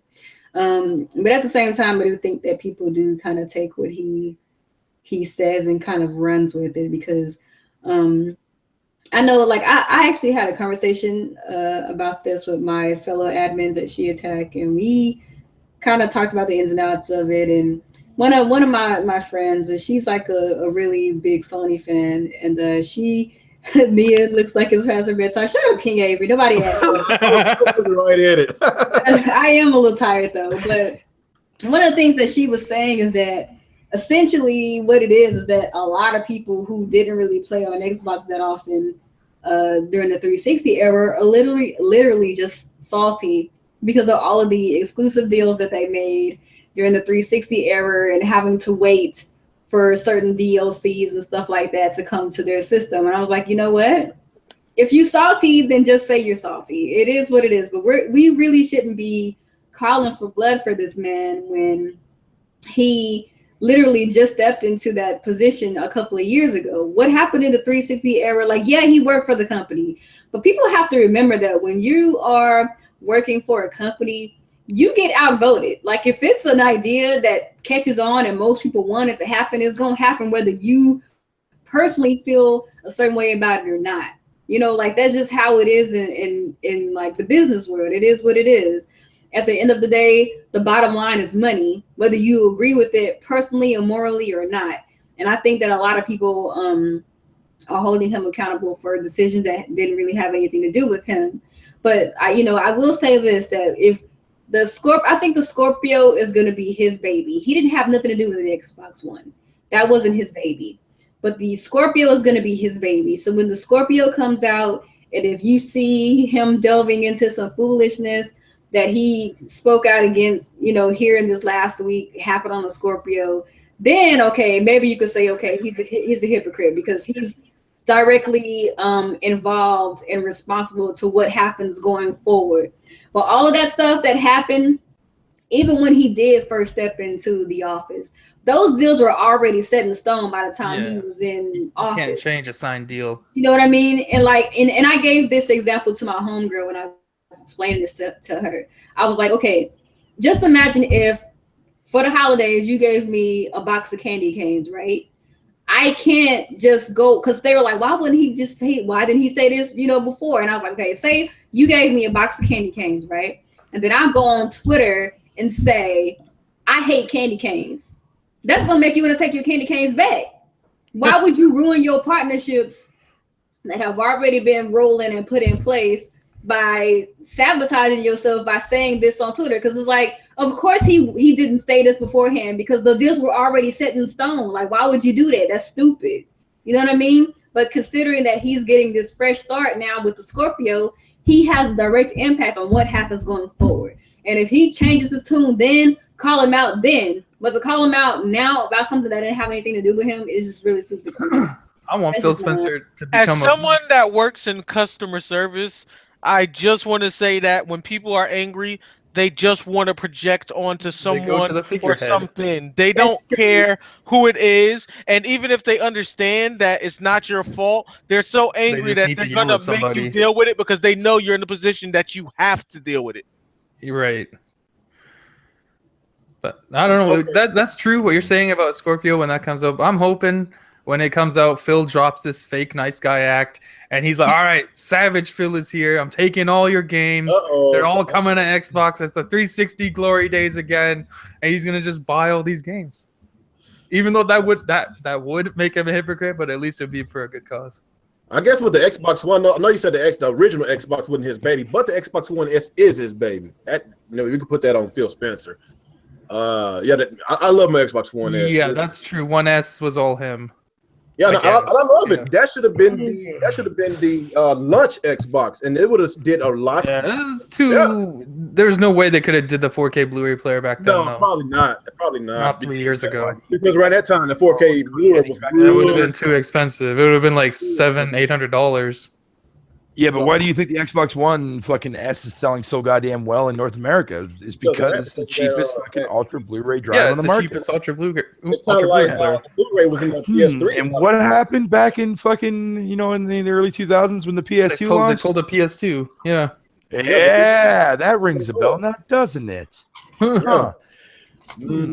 Fuck Okay, you, so Sony. are you finished with your topic, Nia?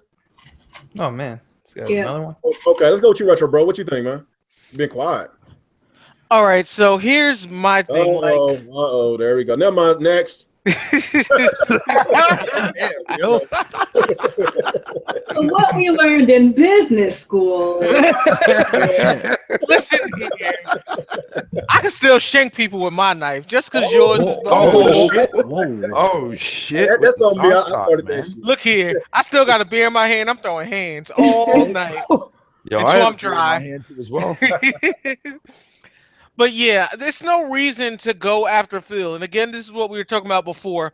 When people want to project things on the people when they're angry, they're going to do so, especially when they're in a position where they have to.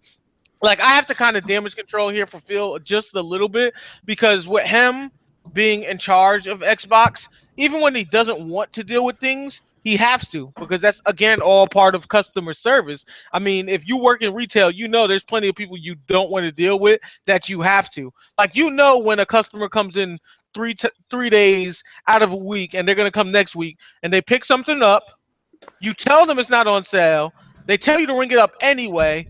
Then when you get the ring and everything up, then they want to give it back or come back like 10 minutes later and do a refund. But it's your job to deal with them, even though they're going to do this. And Phil is in that position. He's in the position that he's in charge of a retail empire, and the customer is always right, even when they're stupid and wrong. So he has to deal with that nonsense. It's part of retail. I mean, for those of you that work in retail right now, you know that in your job, you don't choose who you deal with, whether they're stupid or not. And that's the position he's in. But that's all I got. Okay. Anybody else got anything before we go to the community? This gaming community. Anybody else got anything about this? Yeah, leave Phil Spencer alone. Just All I gotta say, let the man y'all Xbox. Same thing. It's It's the same thing. He just wasn't making decisions during the 360 era, and so you can't crucify somebody that has enough to deal with fixing Donnie Magic's problems, and has enough to deal with his stupid fan base not buying the exclusives. Yeah. Also, if you're not gonna buy Xbox games, don't fucking talk to him. That's true. I think he's shit. these idiots in this community, because it seems like he's talking to the same cats that's basically let's not lie, the same cats that's associated with the BGSTs. Like, he talking to the same people. You're right, Nia, you're right. Like, he kind of brings some of that stuff upon himself. I just think he's just too nice, man. But sometimes you just gotta have you just gotta be mean sometimes, because when you be too nice, you got people like Crap Gamer and Mooch doing what they usually do on a daily basis, and it's disgusting, man. It's distasteful. That's what I think about. Oh God, when they sat there and made that video there, Those Real guys Gamer are bad towards for that guy for business. Christmas. They give a bad image to You saw Xbox that in cat? general. Oh, like, oh, geez. Yeah, you know what video I'm talking about, right? When they sat there and they commentated over that guy's Oh video my of God, opening yeah, the PS4 like, and the cat I'm attacked not him. gonna lie, that video is The hilarious. fuck? But those I was dudes laughing went about it. too far with that shit. Yeah, I was no, don't laughing get me about wrong. It was it. funny as shit. It was funny as shit. But the fact that they had to sit there and make a video out of that, and negativity turned No, I towards was laughing Sony, which about is it before he childish. They were like calling the dude like what the fuck were they douchebag, saying? Like he's a retard and all this shit. No, Cat is welcome at my house anytime. Of course it is. Of course it I is. got a lot of Crap Gamers and Mooch dick riders in my comment section defending them. I was like, Jesus Christ, man. Oh my God. Y'all have no hope, man. Hope is lost for these people. First of all, everybody's got it wrong. That cat was not an Xbox fan. He was a Sega fan. Okay. Exactly. Yeah, exactly. Why could No, man, that cat was a deacon. He was trying to perform an exorcism because that pony had too much dust. Damn. that reminds me of me. All that happens is that dude started shrieking and the cat got fucking scared as shit. That cat got scared shitless because that dude was possessed. It's like, oh my God, I got PS4. Wow. Like that N64 commercial from years ago. Yeah, the N64 kid. Oh my God, we got it. Good thing no cast net. Yo, look, to be honest, that was the exact same reaction I had when I got my N64. So fuck you all. All right. Okay, let's go. I bought my 64. I went. Yo, but I think we can all agree the best N64 commercial was that Smash Bros. One when it first came out. Yep. Oh yeah. That's the greatest video game commercial of all time. Mascots. Yeah, the one with the mascots and they start fighting for no Oh, that reason. commercial was legendary. That So commercial- happy fucking- together. Yeah, there you go. Nintendo, your advertisement sucks. Commercial is awesome. Their advertising is great now. Have you not seen their new commercials? Look, What new commercials? The one for the Mario run was really good, and then the Switch reveal commercial. oh, those by were the way, awesome. can I just say for the record, when it The comes to Mario, Pokemon Go one was awesome. Okay. Pokemon Sun and Moon one was awesome. yo, really, They fired their marketing team and got a new one, clearly, because these I don't guys know see what on- they're They talking doing. about Scott Muffet? It's Oh, freaking Doug no. Bowser, Doug man. Bowser, man. Work at EA. Oh God, my head hurts. Real permission to speak freely, just for a second, please. Huh? You 'Cause bet. I was on your podcast. No, I just want to say this real quick about when it comes to relations to mobile gaming. This is how fucking stupid mobile gamers are. So I read an article yesterday about how Mario Run has been successful, blah blah blah blah, but how people are overly pissed off because Nintendo was charging $10 for their game with no microtransactions inside. Well, Right? that's what they're used to, though. Okay, but fair enough, true. But the fact that they're making fucking beyond atrocious fucking pissed off annoyances due to the fact that Mario's IP of Super Mario Run being $10, but yet these cocksuckers are sitting there spending over fucking $1,000 on candy fuck on their goddamn mobile phone. That's Makes a no different fucking sense. Like mobile gaming is microtransactions. Look, I get that, but the fact is, you're making a big ordeal about a game like Nintendo that fucking makes a game for mobile and charges $10. But yet they're gonna sit there and spend how much money on Candy Crush for fucking garbage ass I don't care. microtransactions? That's how they play games. But Yo, that's fine, but that just shows how you know, fucking it'd be stupid. crazy. Nintendo could have see, that's made the thing with free to play, and microtransactions. then you pay $1 for each level. That's They the would- thing with microtransactions for like mobile gaming. Ugh. They don't really play games. The microtransactions does everything for them. Mhm. Yeah, if But they're like, spending more money than they fucking should to begin they with. don't care. It's all about the convenience. Like, No, if, no, let's I say, understand for that. example, No, like- Alex, this is the thing. I understand they get that. I get that. I know they don't care. But it just shows the hypocrisy when I see journalists making a big fucking ordeal of spending a lousy $10 with no microtransactions for a Nintendo IP on an iPhone game. But yet they sit there and they spend $1,000 on Candy Crush. Yeah, making- that's just what it is. Well, I because know this it's- sound- Well, I know this sounds biased, That's but it's fucking retarded. I know this sounds biased, but studies have shown that people that are hardcore mobile gamers are usually the same type of people that go in the club and listen to DJ Khaled. Just saying. Okay, also, they spend Wow. like $80 to $150 a month on their mobile. Mobile gamers are Mhm. officially Their mobile bill. fucking stupider than the goddamn Xbox community. Just saying that. Oh damn! Damn. Oh. Damn. I don't know, man. No, okay. Hold on. The actual people that represent Microsoft on this in the YouTube community, yeah, the mobile gamers take the kick on that aspect, dude. Like you guys are fine. But as far as like people like shit face, turd face, What about really your else, buddy, like the that? face of Xbox? Oh Huh? shit, that's been What fraud. about your buddy, the face of Xbox? Are they dumber than him? Reciprocally, yes. Oh my god, that's messed up, Alex.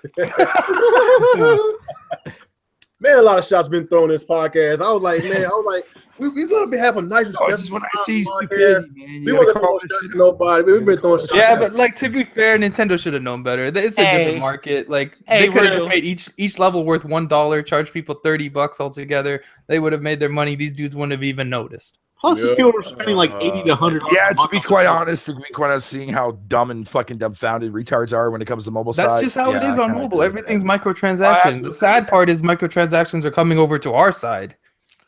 Yep, Hey, that's- real, I'm gonna pull a 100 on this one. Why are $6 price tag games coming over here with fucking microtransaction bullshit? Do we really need to have That shouldn't leeching be off of happening, fucking games like period. Dead There's no Space reason fucking for it. 3?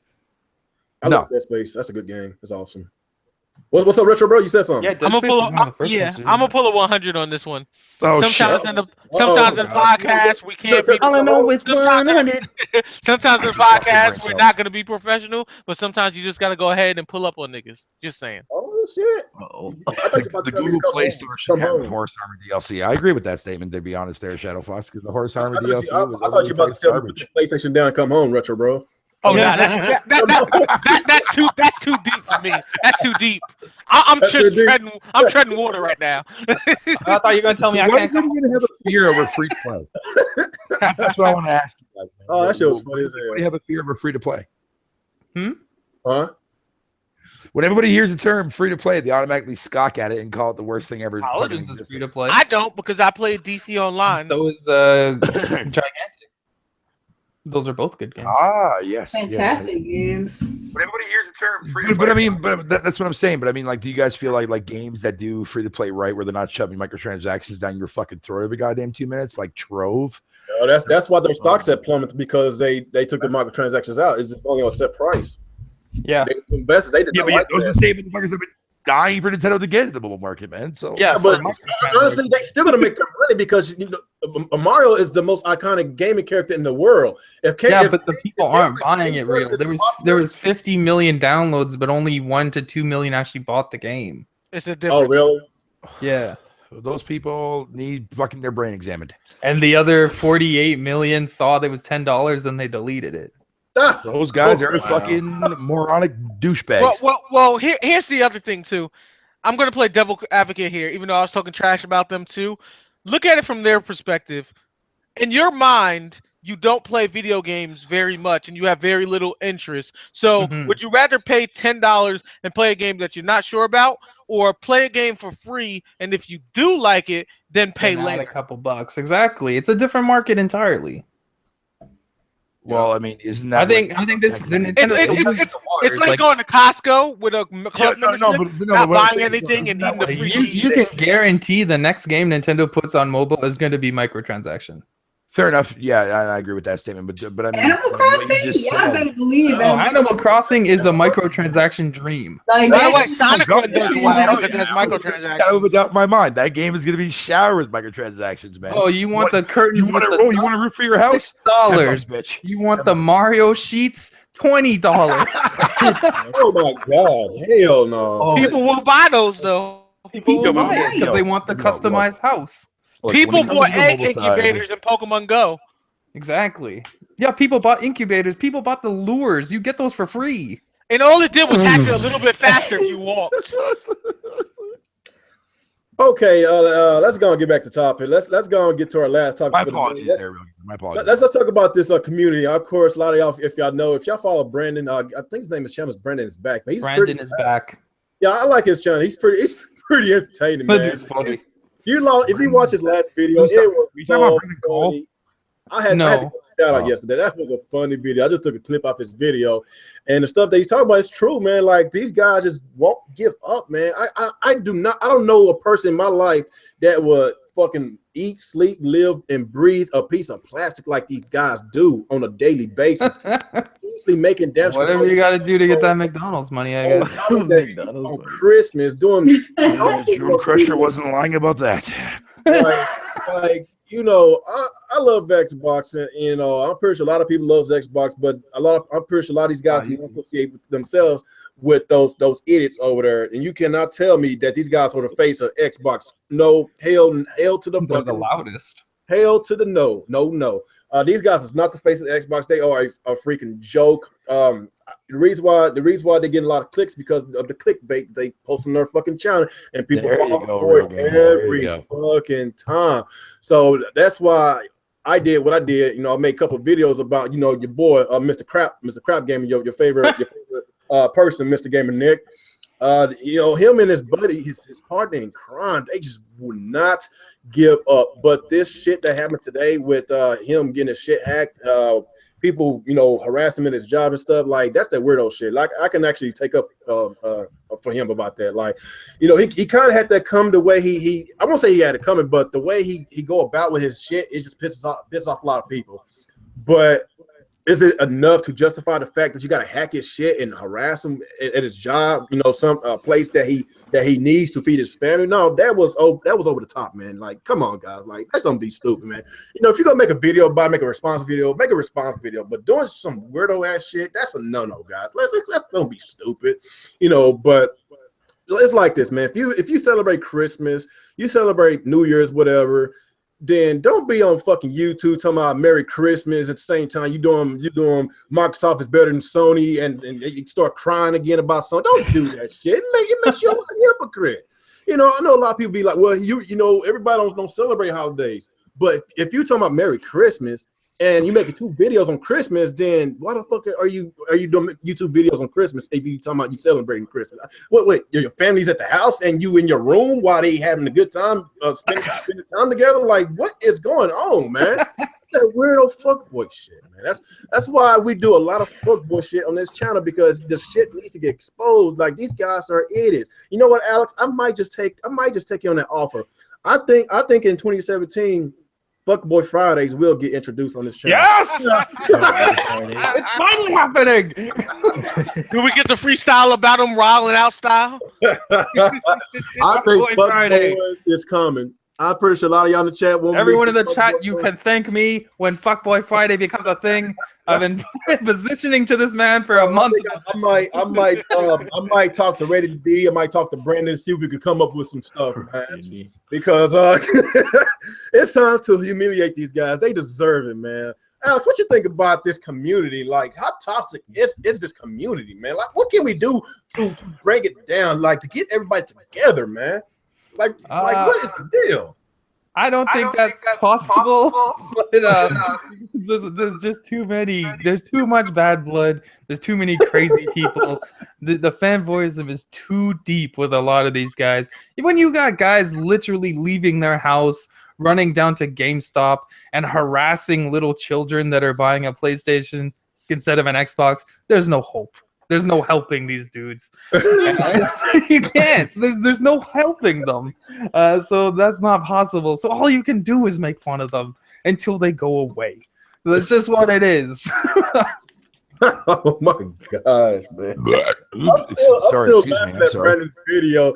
Oh, dude, he got, man. I thought he was about to have a heart attack. You got Xbox 30, you got Nintendo first, and PlayStation second. Oh, I can't believe this shit. Why y'all got? Yo, wasn't that like some Xbox dev or something tweeted out? Like, I hope everyone has a happy Christmas or whatever. And if you got an Xbox, or if you got a Nintendo or PlayStation or Xbox, it doesn't matter. And then they got all mad because they put Xbox last. Like, oh my god. Wow. Oh my god. Even their own team puts Xbox in last. How are we supposed to win?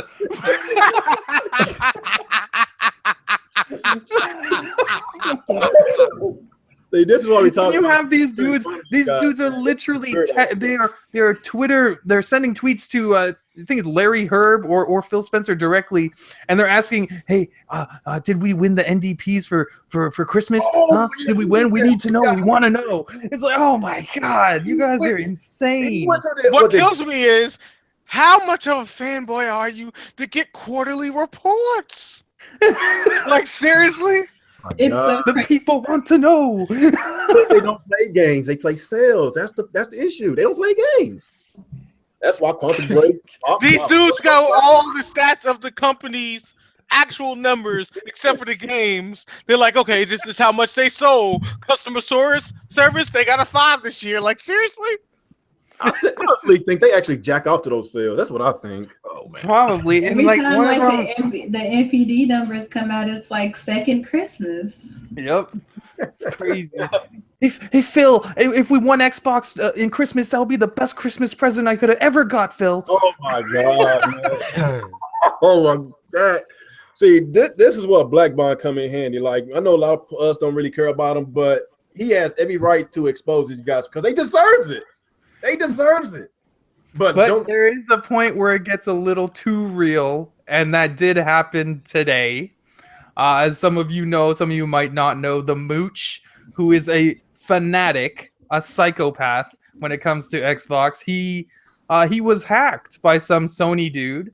They got his personal information. They started posting pictures of his real identity, his name, and his kids and his wife and shit. And they find out where he worked, and they started calling his work and harassing him. Damn. So this shit gets real over video games. Dude. How do they do that? I don't know. I don't want to I have know. a better question. If you have the skills to do that, why not just get a damn job? Like, come on. I know, You're a right? detective. Like, don't use that nonsense to further the console. To troll. That's so stupid. Man, if I could do that kind of thing, I'd be out there fighting crime or some shit like that. That's I'd what be I'm getting, saying. I'd be getting money. Getting paid for that services. They'd be like, "What is your console preference?" I'd be like, "Everything, because I can afford it." Oh. Oh, okay. Burhug, you got to leave, man. I'll see your message. Yeah, man. Thanks for having me, man. I appreciate it. Okay, man. I really appreciate you coming out, man. You're more than welcome to come back. Yeah, of course, man. Of course, absolutely, dude. Thank you guys so much, man. I'll see you guys in the next one, dude. All right, peace Keep out. up your content there, real man. Later there, Alex. Later, Nia. Everybody else. Later. Peace out, guys. And Later, B-hugs. B-hugs. What the fuck? Oh, you don't know on. That What the hell is was that? This Square Enix when they get the next 2017 Final Fantasy name. game. All right, peace out, guys. All right, man. Later. All right, we was talking about the mooch. I don't know if oh my god, I don't know if you seen that video, Neil or the Ultra Man. God dang, that was hilarious. I don't know how Brendan do it, man. That video was priceless. I was dying laughing. You know, watching a video like that and watching the best of both worlds, it makes my day. It's just so funny to listen, man. It's just so funny, man. The best of both worlds is wild. Oh my god. I got their New Year's Eve one coming up too. So yeah, the New Year's one should be ridiculous. They say it's going to be about Black Bond at Heart 8 again. Oh, boy. I still wish they would like do one where they're like eating dinner with their. Oh, speaking of Brandon, he just put up a video right now. The mooch got DDoXed by trolls. That should be funny. I'll watch that after this. But yeah, man, like this community, it's I don't know what to say, man. Like, what would it take to basically just have people just play games, man? What would it take? Like, it seems that over half the people in this community don't play games. it would take Oprah to buy everyone a console. Or a Oh PC. shit! Okay, it's not guaranteed that they're gonna actually play it. And what if it's free? Nobody turns down free. How Think about it. You can- You know how many people that actually, people that leave the console work don't. you know how many YouTubers got Xbox and PlayStation Pros and all that, but they don't play it, they just show it. Exactly. Like Stone Fox. Oh damn! That's just basically what I'm saying, man. Like, I tell everybody this: you could check my trophies, you could check my gamer score. It's in the link in the description below. You see me doing like 2 different podcasts a week on this channel. Like, if you want to know what the hell I'm doing, what the hell I'm gaming on, you're more than welcome to follow me on my PlayStation and my Xbox. I'm always active on one or the other, so I have every right to make how many videos that I want to make because I actually back it up. Because you know why? I actually play video games, in which a lot of these people in this community does not do. They don't, you know, a lot of people in this community, they don't even watch TV. You know, they probably pay, you know, they got cable and satellite, but they hardly watch it because they all on the internet all the time. That's basically what it is. This is their cable TV. It's YouTube. I'll be honest, I have no idea what my gamer score is, but if you want the hands, you're more than welcome to fight me. Hey, turn up. Let's Oh, damn. He said, turn up. It's true. I'll battle anybody in any game, and I'll probably win too. Just saying. What about Jay? What about your boy Jay, man? He said he loves fighting games. Can you beat him in SoCal? Hey, maybe not so terrible. If he fixed me a Street Fighter, I'll give him the work. Oh. Yeah. I've already said that to him too. Where is JDauntless? Like, does he not do the podcast anymore? Man, I don't know. He usually is streaming around the same time. Oh, I get it. Okay, I get it. He was supposed to come last week. I messaged him. He never messaged back, and he apologized a day later. And I messaged him today, gave him a link. Nothing. I mean, Honestly, without giving take it off, man. without giving too much information, he just needs a little break from gaming news right now, like Yeah. personal base. I understand that. Sometimes it gets overwhelming. Yeah. No, ain't nothing wrong taking a break. You know. Yeah, honestly, I'm being honest. Like, it's so much easier just live streaming than editing. You know, my videos. Yeah. And stuff. You know how much longer that takes? Like, it probably take maybe 2 to 3 hours after you finish with your video. You gotta do the edits. You gotta freaking make a thumbnail. That takes a toll, man. That's why I've been doing a whole bunch of Q&As on my channel these past 3 weeks, man, because it's so much easier. All I gotta do is just put the camera on and boom, I talk to you and that's it. I ain't doing no editing. It's all there. It does take a toll, man. I don't, I give it up to Player Answers, Super Metal Day. They do videos every freaking day. Obi-Wan plays. Yeah. I can't do it. Francis pumps up videos crazy fast. By the way, while we on air, I want to make a quick announcement. Obi-Wan plays. If you're watching, I challenge you for your hype hat, son. No, he don't watch my channel. He became big and he just left my little small peasant ass. Because I remember when I first on this channel, he's got games to save. I had more subscribers than him. And he just blew up. Look, I like to see my fellow Nintendo guys shining because Nintendo they don't really get no. That's why I don't like when people go on Obi-Wan. Like that dude doesn't harass people. He doesn't fuck with people. He just talks about Nintendo. He gets all hyped up. Like what's wrong? Like let him do his thing. They say he's getting hype over nothing. Oh, whatever, man. Like you need a guy like him. Yeah, they're just hating. Let him do him. Let him do him. Let him do his thing because he's not bothering nobody. I know a lot of people say that Black Bond helped him get subscribers. Probably a little bit, but that was like a long time ago. That barely did anything though. Honestly, he already said who helped him a lot. He said in a video that it was Etika. Yeah, it was a video. Yeah, and Etika's a big ass channel, especially on this side. They do got like 300-some thousand subscribers. He's up there. He's kind of up there almost with your. Remember when he had that fake switch? That thing was so funny. Oh yeah, the Joy-Con boys. He had like a really good run too, because like Etika's really popular in the Smash community now. Like a lot of the big Smasher, he does, but like not super competitively, but he knows all the competitive people. Like he's friends with PB&J, he's friends with Mewtwo King, he's friends with Mango, he's friends with Shofu. And D1 and EE. Exactly, and D1 and all of them, yeah. Oh, okay. Joy-Con boys. Ultra, you've been quiet, man. What you think about this community, man? Man, I don't see how you can be a grown man on the internet, okay? Being on Christmas, trying to get some console war in. Like I don't understand. Like I really think that there is just like no way like you can like help these men. Like these dudes really can't help them. They're too far gone. There's no way. They are literally like drones, fam. Like they're robots. Like they're all hope is lost, huh? The first thing they do when they wake up is praise Xbox, praise Phil Spencer. Let's go to Twitter. Let's find some bad Sony news. Let's go. That's the day.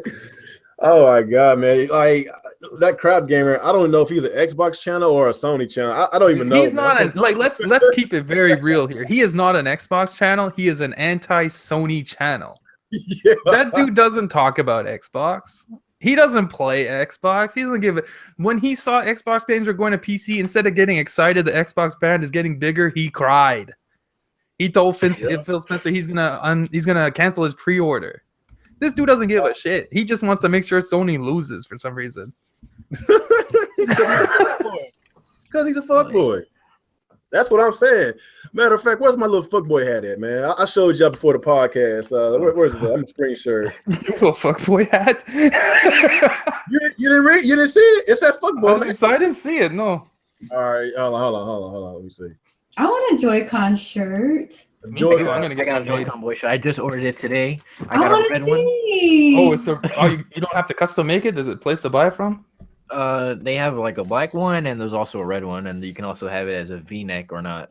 I saw one that Nintendo Life was showing. It has like the Nintendo Switch logo, and then it has Nintendo in Japanese at the bottom. I want that one too. Yeah. I need a Joy-Con boy shirt. I want a Joy-Con boy shirt. I know this is gonna sound stereotypical and racist, but I think I'm too black to wear gaming shirts. Just saying. How dare you, sir? Hey, y'all see it? I am wearing a Christmas RKO sweater right now. I don't know if y'all see my thumbnail. I'm gonna have. I thought you were talking about something else. Okay. I thought you meant you actually had a fuckboy hat. Yeah, fuckboy hat. You don't see it? I thought no, you had one that you were going to put on yourself. Oh no, hey, that's coming soon. That's coming soon. Look out. Ultra, show me your Joy-Con shirt. Oh, I didn't. I ordered it, but I don't have it like with me right now. Ah, They have a Joy-Con girl shirt though. a Joy-Con. I will say I do have one YouTuber shirt though. I have the Black Okage shirt, but it looks like a regular shirt though. It's just a black shirt that says step 1, get money. Step 2, repeat step 1. Wait, you don't have a Crap Gamer shirt? Nope, not at all. But he has so much merchandise. I heard he has. I'm like, not gonna mugs lie. and all I this hear you other guys talking about Crap Gamer a lot, but I still have no idea who he is. Me neither. I'm with you, dude. I don't follow these dudes. I don't really know who they are, to be honest. If you want to laugh, if you like really good entertainment, I won't say follow them, but a lot of their videos make them look so damn done. It's just so If you laughable. ever Define wanna keep- entertainment. Are we If you ever talking want to keep up to date Butthead with or Sony news, No. just listen to Crap Gamer. Oh my gosh, this is just too damn funny, man. I need a freaking. I want one. Okay, but I guess is that all on the fuckboy talk? I guess anybody else got anything to say about this? The top 5 games of the year shit. Oh god, Yes, we still didn't do that. That's important. Like we've been off topic. Like, well, this is pretty normal for this channel. So That's good though. It's the last podcast for the year. We going out with a bang. okay. I guess before we get to the questions, let's go and get to the top 5 video games. Let's get off the fuckboy. Let's get back to what we do best: play video games. So, okay, we're about to do a top 5 video games for 2016, and I did my list the other day. I'm trying to remember the order. Oh yeah, I have Final Fantasy 5 number 5, Watch Dogs 2 number 4. That's a good game. Gears of War number 3, Uncharted 4 number 2, and Doom number 1. That's my list for 2016. I really did enjoy a lot of games this year. It was a good year as far as gaming. Watch Dogs, like, man, it sucks that a lot of people slept on the game. But let's don't act ignorant and see the fact that it's a black character, and that does kind of that kind of kills the sales sometimes, because we got a lot of racist bigots out there refuse to play with they refuse to play with a black character or a female. They want that Nathan Drake looking guy in order for them to purchase the game. So I really hate that Watch Dogs did not get the same sales as Watch Dogs 1. Don't get me wrong, Watch Dogs 1 was a really good game, but it could have been better. The main protagonist was a bore fest. Marcus Holloway, I can relate to him, not because he's black, like he's fun. He's outgoing. I love his personality. They evolved the game as far as game mechanics. You get to use these drones to do your dirty work. I really love that game. It's a good game. If you haven't checked out Watch Dogs 2, check it out. It's been a good year as far as gaming wise. I feel that a lot of these people, they actually put their foots in gaming.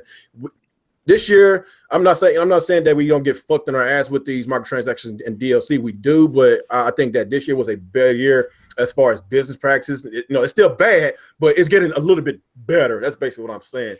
And the reason why I put Doom as number 1 is because, like, I don't know, like, that's one of the best first-person shooter games I ever played in my life. That game is so good from start to finish. Like, I could put it up, that and Gears of War. Like, if you just love to just get straight into the gameplay, straight into action, just from start to finish, you just blowing up shit, sawing shit in the head. Like, those 2 games is so fun. And Doom. Just everything about the game was so perfect. The soundtrack matched the visuals. It matched everything. The rock and roll music, the badass man. Oh man, that music is so freaking good. Yeah, like it matched. Like it was so good. The gameplay mechanics was fluid. It was 60 frames per second. Like it was. Oh my god! If you love first-person shooter games, this is like one of the best games I have ever played. 60 frames per second. That's as rare as an Xbox exclusive. Oh, damn, that's fucked up, man. Damn. And I know some people shit on Uncharted 4. Uncharted 4 is a good game. It could have been my top game this year. The reason why it's not, because I have to eat a lot of popcorn while I'm playing the game. I'm just being honest. The game has so many cinematic scenes, man. The first 7 chapters are a movie. Am I playing the game or I'm watching a movie? Yeah. What's wrong. The game is good. The game is gorgeous. It's beautiful, man. The game looks realistic, and I love it. But if they could be going out with a bang, it's supposed to be their last game in this franchise. They should have done gave us a little bit more gameplay than more cinematic scenes. That's what I didn't like about it. I still love the game, and you could tell they took some elements from Rise of the Tomb Raider with the grappling, with the sliding down the slopes, and you jump off to the ledge. They took that from They took that from the Tomb Raider franchise because the previous Uncharted did not do that.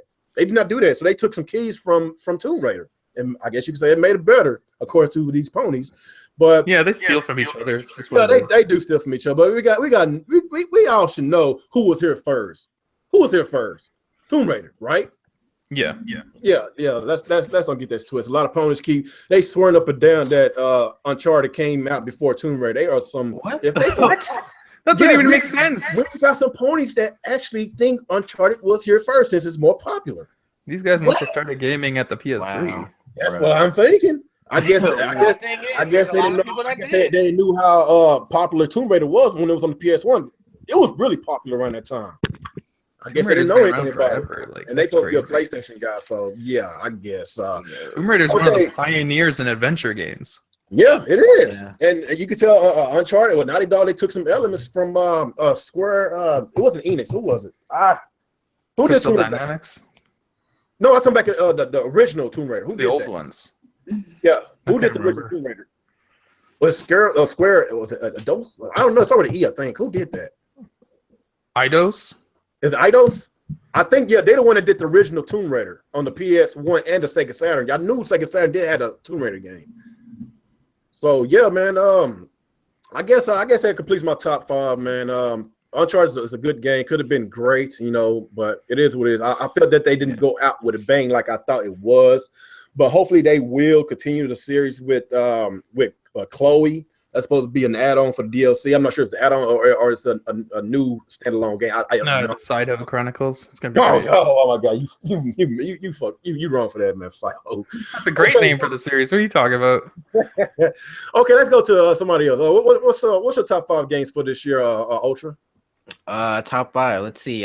So I'm gonna go. So I'm gonna start with okay. I'll go with 5 first. I was gonna go with 1 first, but number 5 would have to be Origami, which is an indie game. Nia already knows about that game. She's not into stealth game, right? Yeah. I don't like stealth. I'm a Guns Blazing type of person. I can't do stealth. Yeah. But yeah, it's on PC and PS4 right now. Number 4 would have to be Dark Souls 3. I spent a lot of time on that game. Yeah, probably my favorite Dark Souls in the series. Probably. Yeah, definitely. If you haven't played Dark Souls, you definitely should definitely hop on it. Because I heard it's coming to Switch. So if that does, they get the trilogy. And I'm getting it on Switch. Switch might get the trilogy. Yeah, definitely. Third one would have to be Fire Emblem Fates. Oh, that's a good game. Yeah.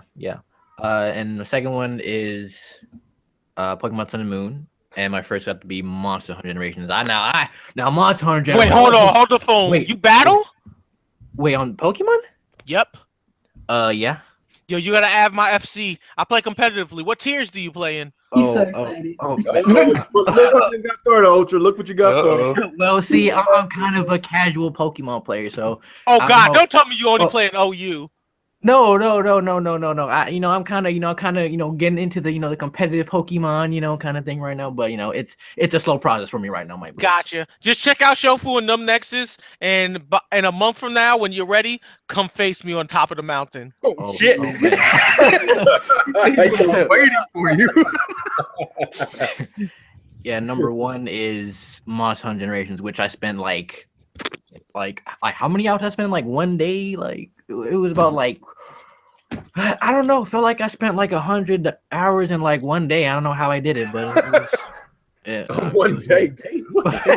But yeah, that's my top 5. Okay, that's a pretty cool top 5. See, you gave me your 3DS a lot.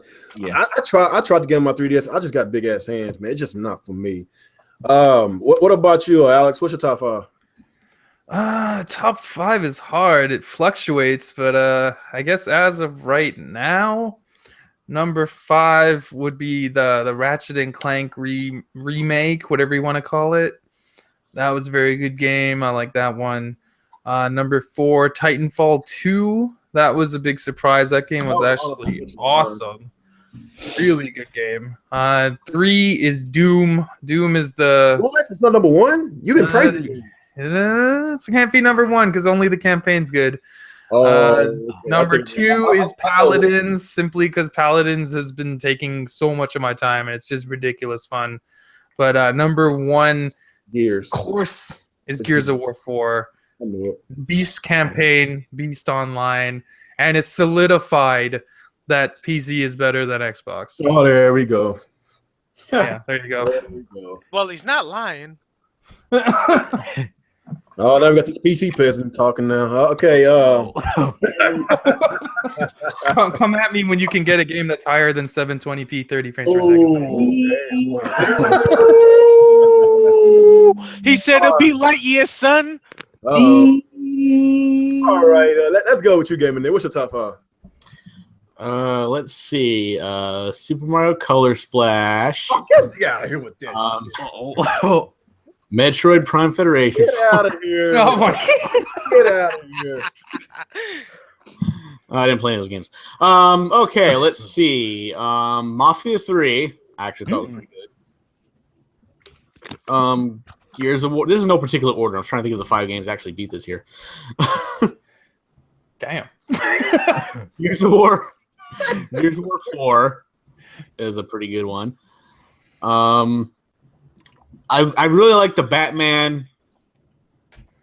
The Telltale Batman game. I really like the game. Yeah, that's a good game. I like it. I like that one. That was a fun game. I actually like the game so much I actually just went for the whole like $5 an episode thing and bought it that way. Usually with these things come on disc, but I was like hooked on that game, so I like that one. Quantum Break, I thought was pretty good. I like that one. What the hell did I beat this year? I don't think I beat any other games that are from this year though. Didn't you beat the Tokyo Mirage? Oh yeah, Tokyo Mirage Sessions. That was a good one too. Yeah, I forgot about that one. But is that your top 5? That was this year, right? Yeah. I put that in. It's a pretty good RPG I liked. I thought it was pretty decent game. Oh, so you basically named the game that you actually beat this year? I'm beating the games I beat this year. Damn. Makes me hurt to beat games. But no, seriously, Tokyo Mirage is a pretty good game. I like that one too. So you basically gave us all the games that you completed in 2016. Get what you can get, man.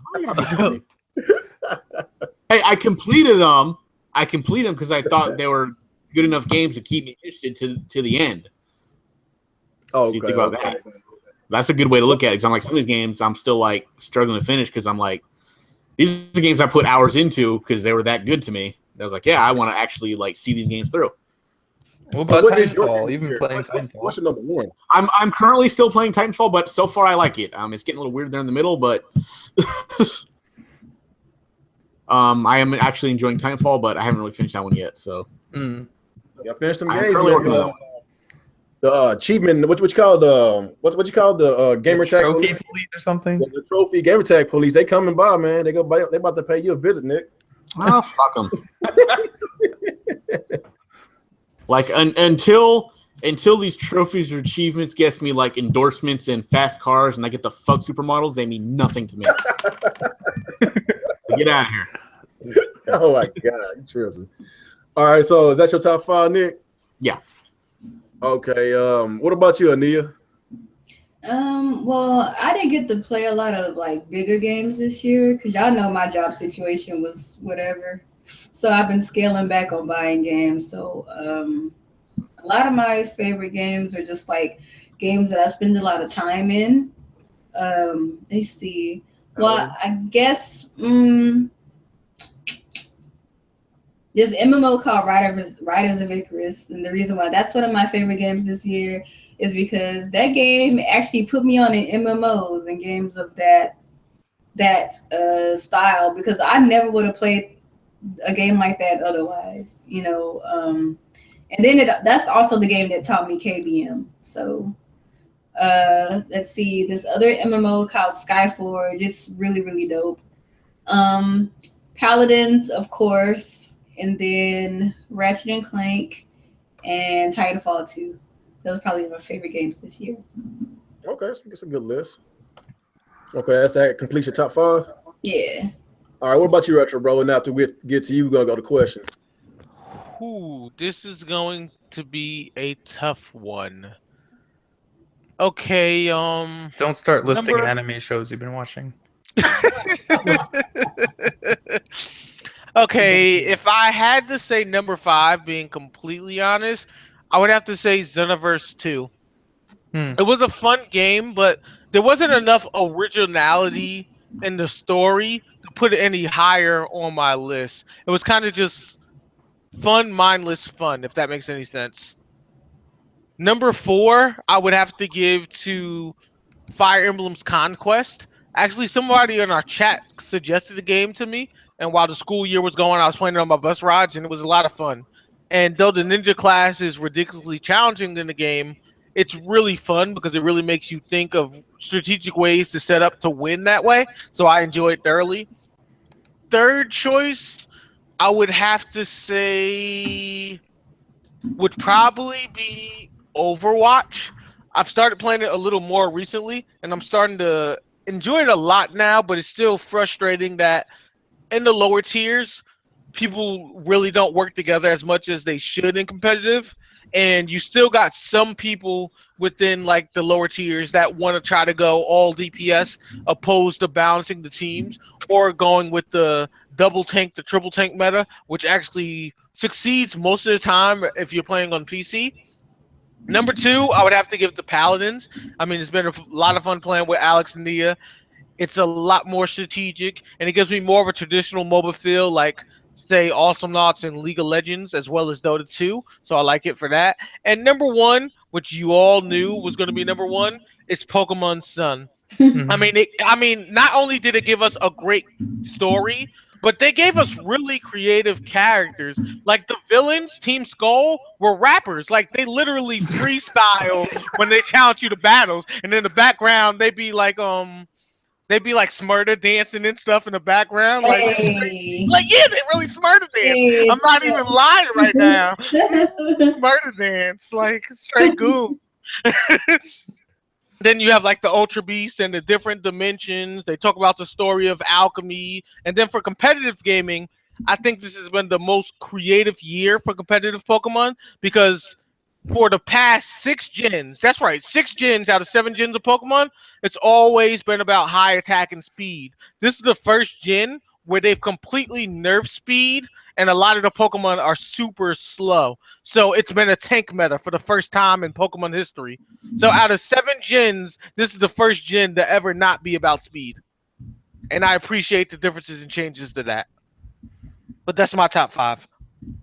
Okay, that's about wraps it up with all our top 5, and this is pretty interesting, and y'all got some really good takes in the game, and I really would like to get up on that Paladins, man. So since we all got PS4, let's go and hop on it whenever y'all got some time. I would like to play with y'all guys. It'd be a lot more fun if I play with y'all. Yeah, when it becomes open, and they fix all the bugs and whatnot. Yeah. So I guess after that, let's go and get to our questions before we end this. I guess what you want to call this end of the year podcast. Whatever. We got a lot of questions. Ever since I put questions on here, and chat's been blowing up. And first of all, I really appreciate everybody for coming today. This has been the most supported podcast we've ever had. We pushed over 50 views for the first time on the history of this channel. I think we was like around 53 or 54 people viewing that once. So the most I had besides before this podcast was 49. So I really appreciate all the support and everything. And let's go and get to these questions. We got a lot of questions. We got one from Matthew Pikes. What's y'all number 1 favorite Nintendo, PlayStation, Microsoft exclusive of all time?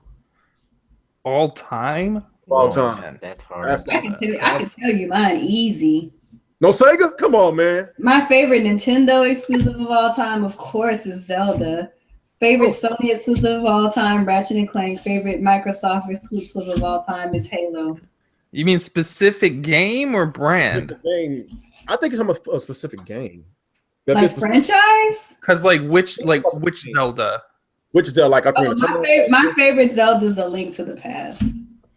Okay, that's old school right there. Yeah, my favorite Halo, I guess it would have to be Halo 4 because that was my first time ever playing Halo. To be honest, I love Halo 2 when they introduced us with 2 weapons. We could use the best one. and whenever you could look at her feet, that was pretty cool around that time. Yeah. Yeah. And my favorite Ratchet and Clank, I would say, is probably the new one that came out this year because it was everything great, everything I loved about Ratchet and Clank in one modern take. You know what I mean? So I think it actually like ascended from the first one, with the original one, which was my favorite Ratchet and Clank. Okay, I guess I'll go next. Super Mario World for Nintendo. That was my first game that I can remember. That's when I first got my Super Nintendo. So that will always win till the end of time.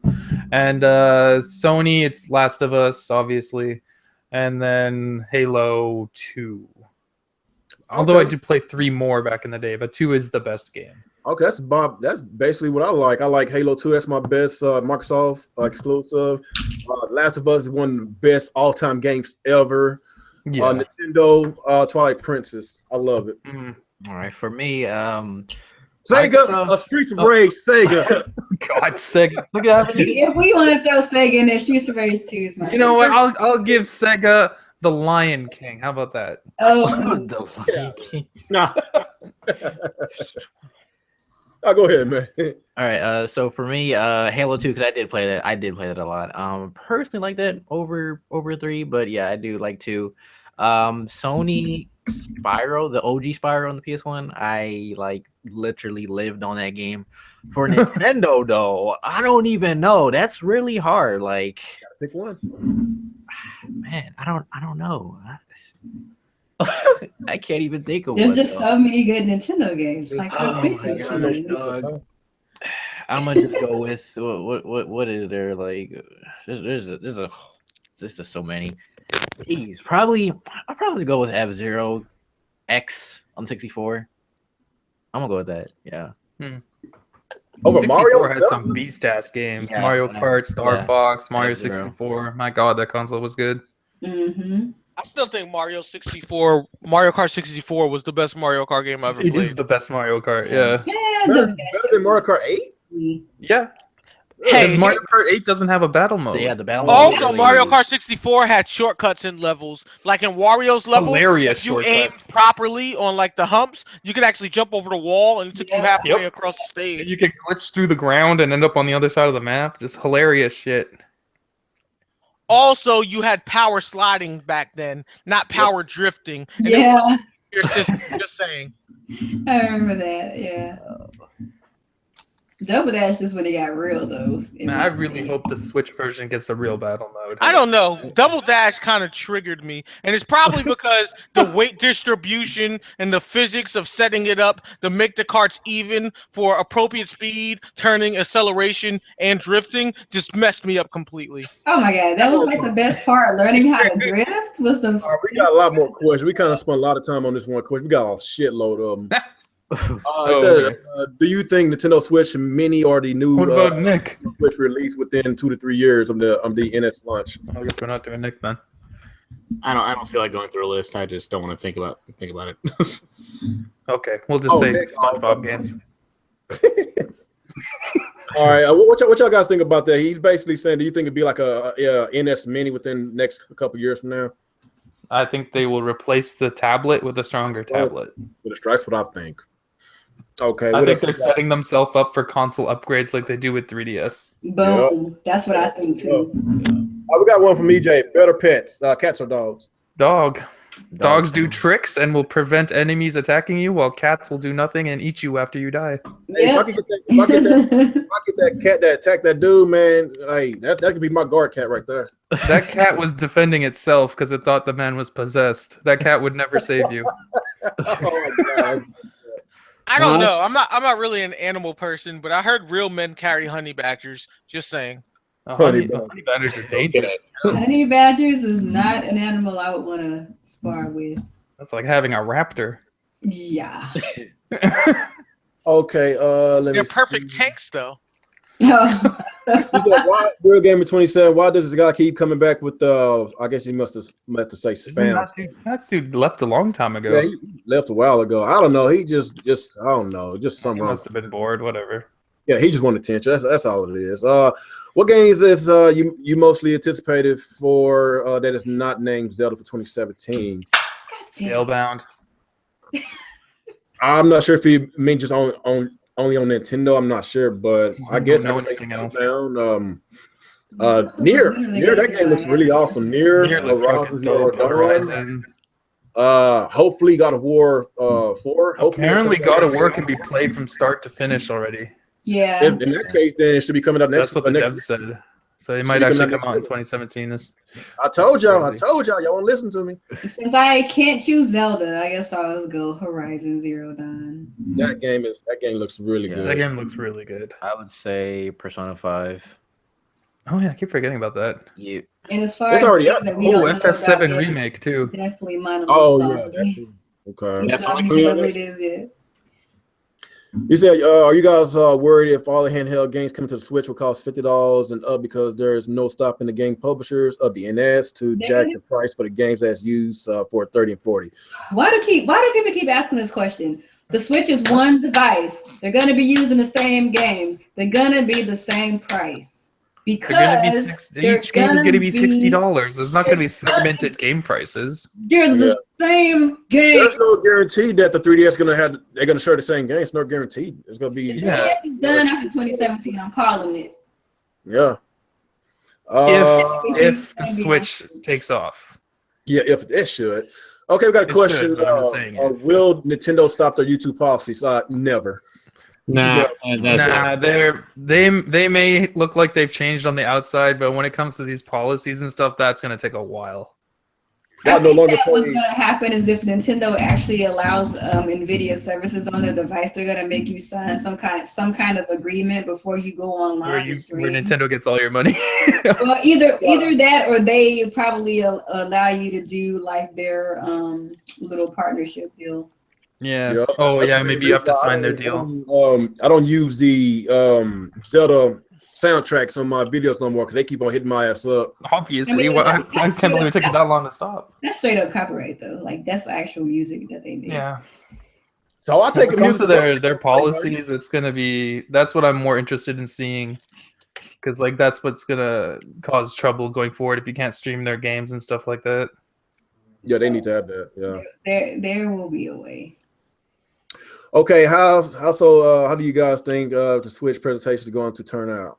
I think it's gonna be lit, to be honest. I think it's gonna be good. Yeah, every presentation they've had lately has been really good. So I think it's gonna be like any other presentation. Like, but you have to think about it like this. Though. So you guys think direct or live? It's just gonna be like a live. I think it has to be live, man. It has to. Live. I don't think they're gonna do a direct. I think it's gonna be like a straight up. This is what it is. That's gonna be a worldwide presentation because I think it's in Japan. Yeah. Tokyo. It's gonna be the way that I don't remember what year it was. It's coming on. It's gonna be kind of late for us. It's gonna be early for them, but late for us. I think it's coming. I think it's gonna be like 10 o'clock our time. Yeah, Neil. like 10. I don't know if y'all remember, but like it was the same Sony. It was one of the Sony presentations that happened around Tokyo Game Show. I don't remember if it was 2014 or what, but like what they did was like they were like on stage. And like they were speaking in Japanese, but they had translators talking over them in real That one of time. the investor meeting things. Yeah, I think that's what they're gonna do. Probably. I think that's how they're gonna do it. Maybe they'll have Bill translating. Isn't that his job? Yeah. All right. What's the other questions? Let me see. That's a lot of them. Oh, Blinks of Triumph Sweeper. I remember that game. That game was good on the Xbox. Y'all remember Blinks? I never played that one. Oh, that was pretty good. I didn't have an OG Xbox, so I missed out on a lot of their games. That game was awesome. I think it was two of them. It was they had two Blinks games. That's actually I think that was Microsoft IP. That's something they need to bring back. It is a If Microsoft IP. had their version of the virtual console, that'd be pretty lit, low key. Actually, they would just bring it back as backwards compatible. They don't For the OG Xbox? No, that's Bill Spencer said they're eventually gonna do it. Or the original Xbox? Yeah, OG Xbox games. No, what they need to do is reboot the damn game like Sony did with Ratchet and Clank. Because like the original Xbox is closer to x86 than the 360 was. And they managed to do it with the 360, so the original Xbox One would be even easier. So they could just do it. Okay, they could just do. They can pretty much do it whenever they case. want. I guess they're just holding out. You said, do you think that could be their version of like virtual console, backwards compatible? Except better because you don't have to fucking buy the games again. Oh my we got god! one. Do you think Rockstar making a new Bully with all the Bully tools? Man, I wish Bully's so fun. Oh yeah, I never played that game before. Bully, I never did. Bully is hilarious, man. It's like Grand Theft Auto, but in a boarding school. Oh really? Yeah. Huh. So let me guess. Rockstar did it. Yeah. Yeah, it's made by Rockstar. Okay. It's before they made Grand Theft Auto, or around that time, anyways. Oh really? Huh. I guess I don't know anything about it. What happened to Project Giant Robot for the Wii U? What the hell happened to that? Probably was garbage. It turned into Star Fox. Yeah, they turned Project Robot into that Star Fox Guard shit. Was it trash? Of course it was trash. Yeah, the whole thing was trash. Oh yeah, Star Fox Zero wins my award for biggest disappointment of 2016. Oh yeah. Thanks, What? Miyamoto. Hold on, talking about disappointment as far as all the games or just Nintendo? Out of all the games I played in 2016, Star Fox Zero was by far the biggest I thought disappointment. you were naming games because we already know what's the biggest disappointment in 2016. We already know what it is. What? No Man's Sky. Fuck! I didn't play that shit. I don't care. The game I played was Star Fox I Zero. didn't play it either, but I know it's garbage. Well, ask Bear. Apparently, it's good. He plays all this shit, so I can't take his word for nothing. What else? That one. Oh, you didn't read this one here. PC Master Race # Paladins. That's a good one. Oh. Okay, we read this one. What are you most excited about for the Nintendo Switch? Retro's new game, Milo Sauce new game.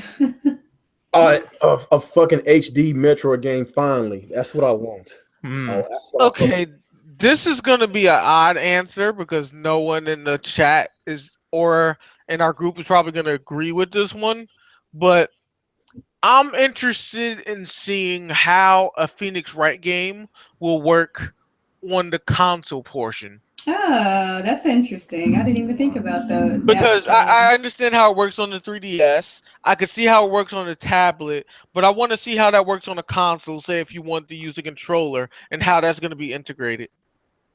That's an interesting answer. I think What a lot I'm of people most forget excited about Phoenix Wright as far as like the 3DS IPs are concerned. 3DS IPs, I think, could transition well. Yeah. Especially the Kirby games, since the 3DS gets the good Kirby games. All I care about is Monster Yeah, Hunter. and all we got was TV. Rainbow's Curse for the Wii. Oh yeah. Rainbow's Curse was the curse of yes. 2015. Yeah, that was a curse of See, a game. Ultra understands that Monster Hunter hype too. Monster Hunter does not belong on handhelds. No, it It doesn't. really doesn't. It needs to be on the TV. That is a console game. Didn't we I'm get most a mobile excited version? about the Switch. The fact that it's the most standard console Nintendo's made in over 10 years. So Yeah, you can that's play it like a essentially normal future-proof. console. You don't have to do any gimmicky nonsense. I can come home after a hard day of work, sit down, put a normal controller in my hand, and play a fucking video game without waving my hands around like an idiot. So I'm very excited about that. Mhm. Okay. And Any more it's questions? potentially the most future-proof console. Very, very true. Guess we'll take more questions. We got in this damn near almost three hour podcast. Rip. Oh shit. We're entering life alert territory. Well, I think 3 hours life alert, 4 hours is fuckboy territory.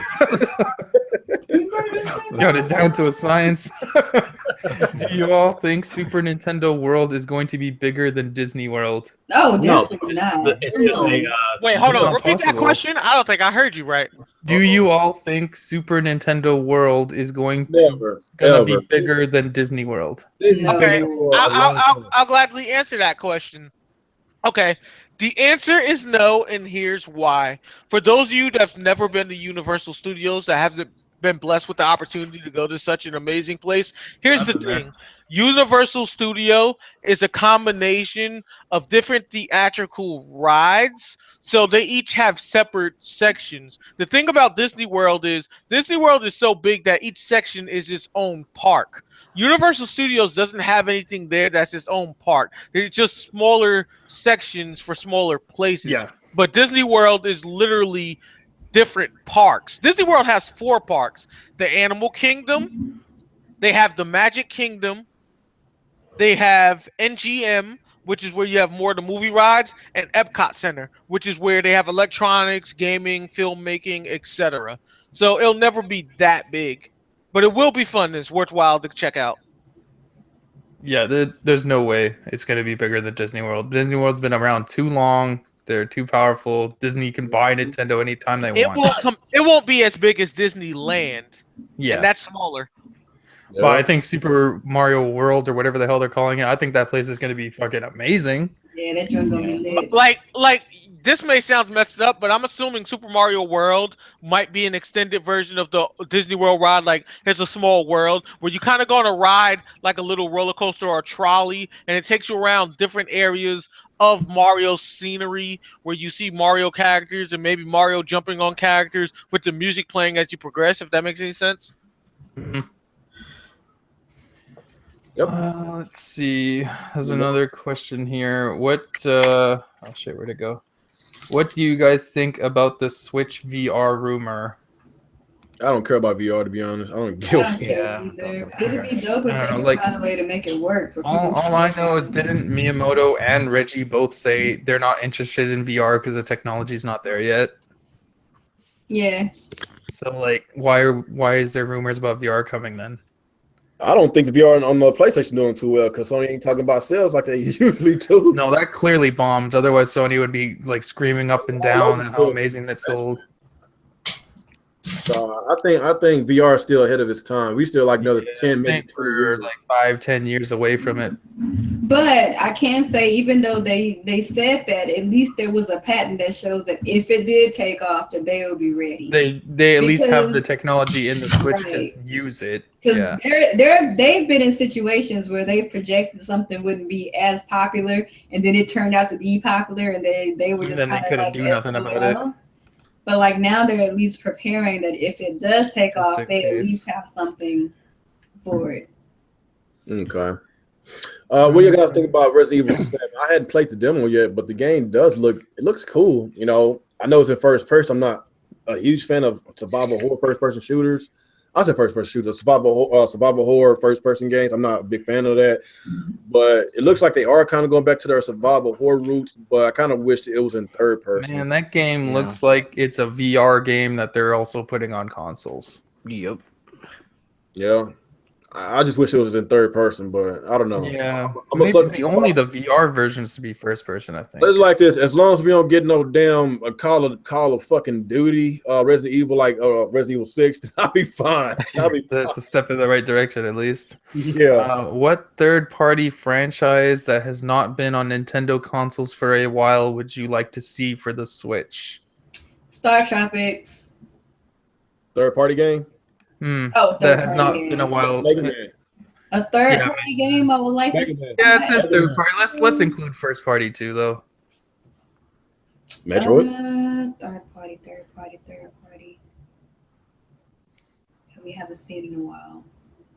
Pretty much I any. would love to see another Red Steel game. Hmm. I actually thought that if like Nintendo could have sealed the deal with Ubisoft for Red Steel, that could have been a legit thing. I That think. could have been a good franchise. Yeah. Fantasy Star Online. Yeah, that's a good one. King Ever games. I don't know any Nintendo third-party stuff that we haven't seen in a while.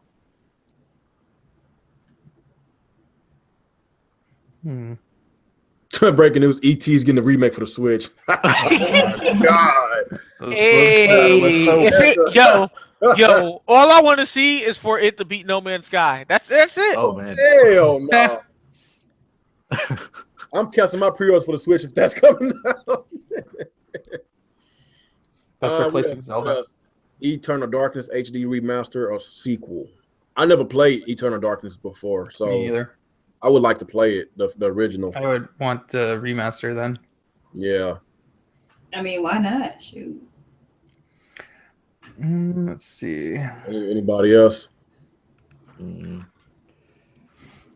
I don't see any other ones. I would like to see Conduit 3, but I don't think it's happening. No, Isn't that studio, like, high shut down or voltage something? is they are under new management, and all they care about is mobile now. Oh. And I don't even know if they're making mobile. That's where the money is at, man. Mobile is a multi-billion-dollar industry, man. It's mobile gaming. They ruined that Animales game, so I'm kind of upset about that. I was actually looking forward to that on the Wii. Is that real? Have you heard that Sega tried to team up with CDI's Zelda team and make a Donkey Kong game? Didn't hear about that. I don't know anything about that. Chill out. What? He said CDI. I don't think he got it. It's true though. There's Sega tried to make some Donkey Kong game. I read it today. Didn't know that. The heck? No Man's Sky 2. Hell no. Nah. Oh, I see. No Man Heroes. That was dope. I never played No Man Heroes. Can the Switch be docked placed horizontally? No. I don't think so. I don't know. There's no ports on the sides. Oh, Because yeah. then you'd be docking it on the Joy-Con. Yeah, that's true. So do you want a new F-Zero, Star Fox, and Metroid games? We got a new Star Fox. It was terrible. Don't you remember? I think people forget because it was that bad. That's true. Well, a lot of people But Miyamoto did say he won't let Star Fox die or Pikmin, so. Yeah. Just the real Pikmin, please. Is the Switch waterproof? I doubt it. I seriously doubt it. I doubt that because, Nintendo with those sales, that'd be kind of stupid. We got a new Metroid too. Shut up, Digital. Oh, that's true. You did get a new Metroid. No, we didn't. You didn't embrace it, No, though. we didn't. That's the new chibi Metroid without Samus. That's your new feature. Chill. Oh, well, I guess we're going to end it right here, guys. I'm starting to get burnt out myself. I tried to go as long as I can since this is the last podcast of 2016. And we had a strong cast today. I really appreciate Burger coming in. I really appreciate Nintendo Ultra for stopping by. You're more than welcome. Like I told Mr. T last week, we had a great time. Y'all more than welcome to come by. I tried to get Shadow Fox on. He was in the chat earlier. I don't know what happened. I tried to get in touch with him, but maybe next week. I like to get new people on, man. I like to get new people on in order for our media team to grow. Alex, Nick, Nia, Retro Bro. I want to get a lot more new people to be like a special guest so we can expand our brand. So, like I said, really appreciate everybody for coming out. We surpassed over 50 views as far as us being live today. That was a record. Really appreciate everybody's support. And I guess, is there anything else I want to say? Maybe, I don't know if I will tonight, but tomorrow I will be streaming Call of Duty Infinite Warfare. So look out for your boy. I will be streaming some video games from this channel again. I guess before we end this podcast, before we get out, is anybody else doing anything on their channels that they want to promote? Well, me and Coupon are going to be streaming Xenoblade Chronicles X after this. If y'all want to scoop through. I'll come through, fam. Oh yeah, it's multiplayer. I forgot.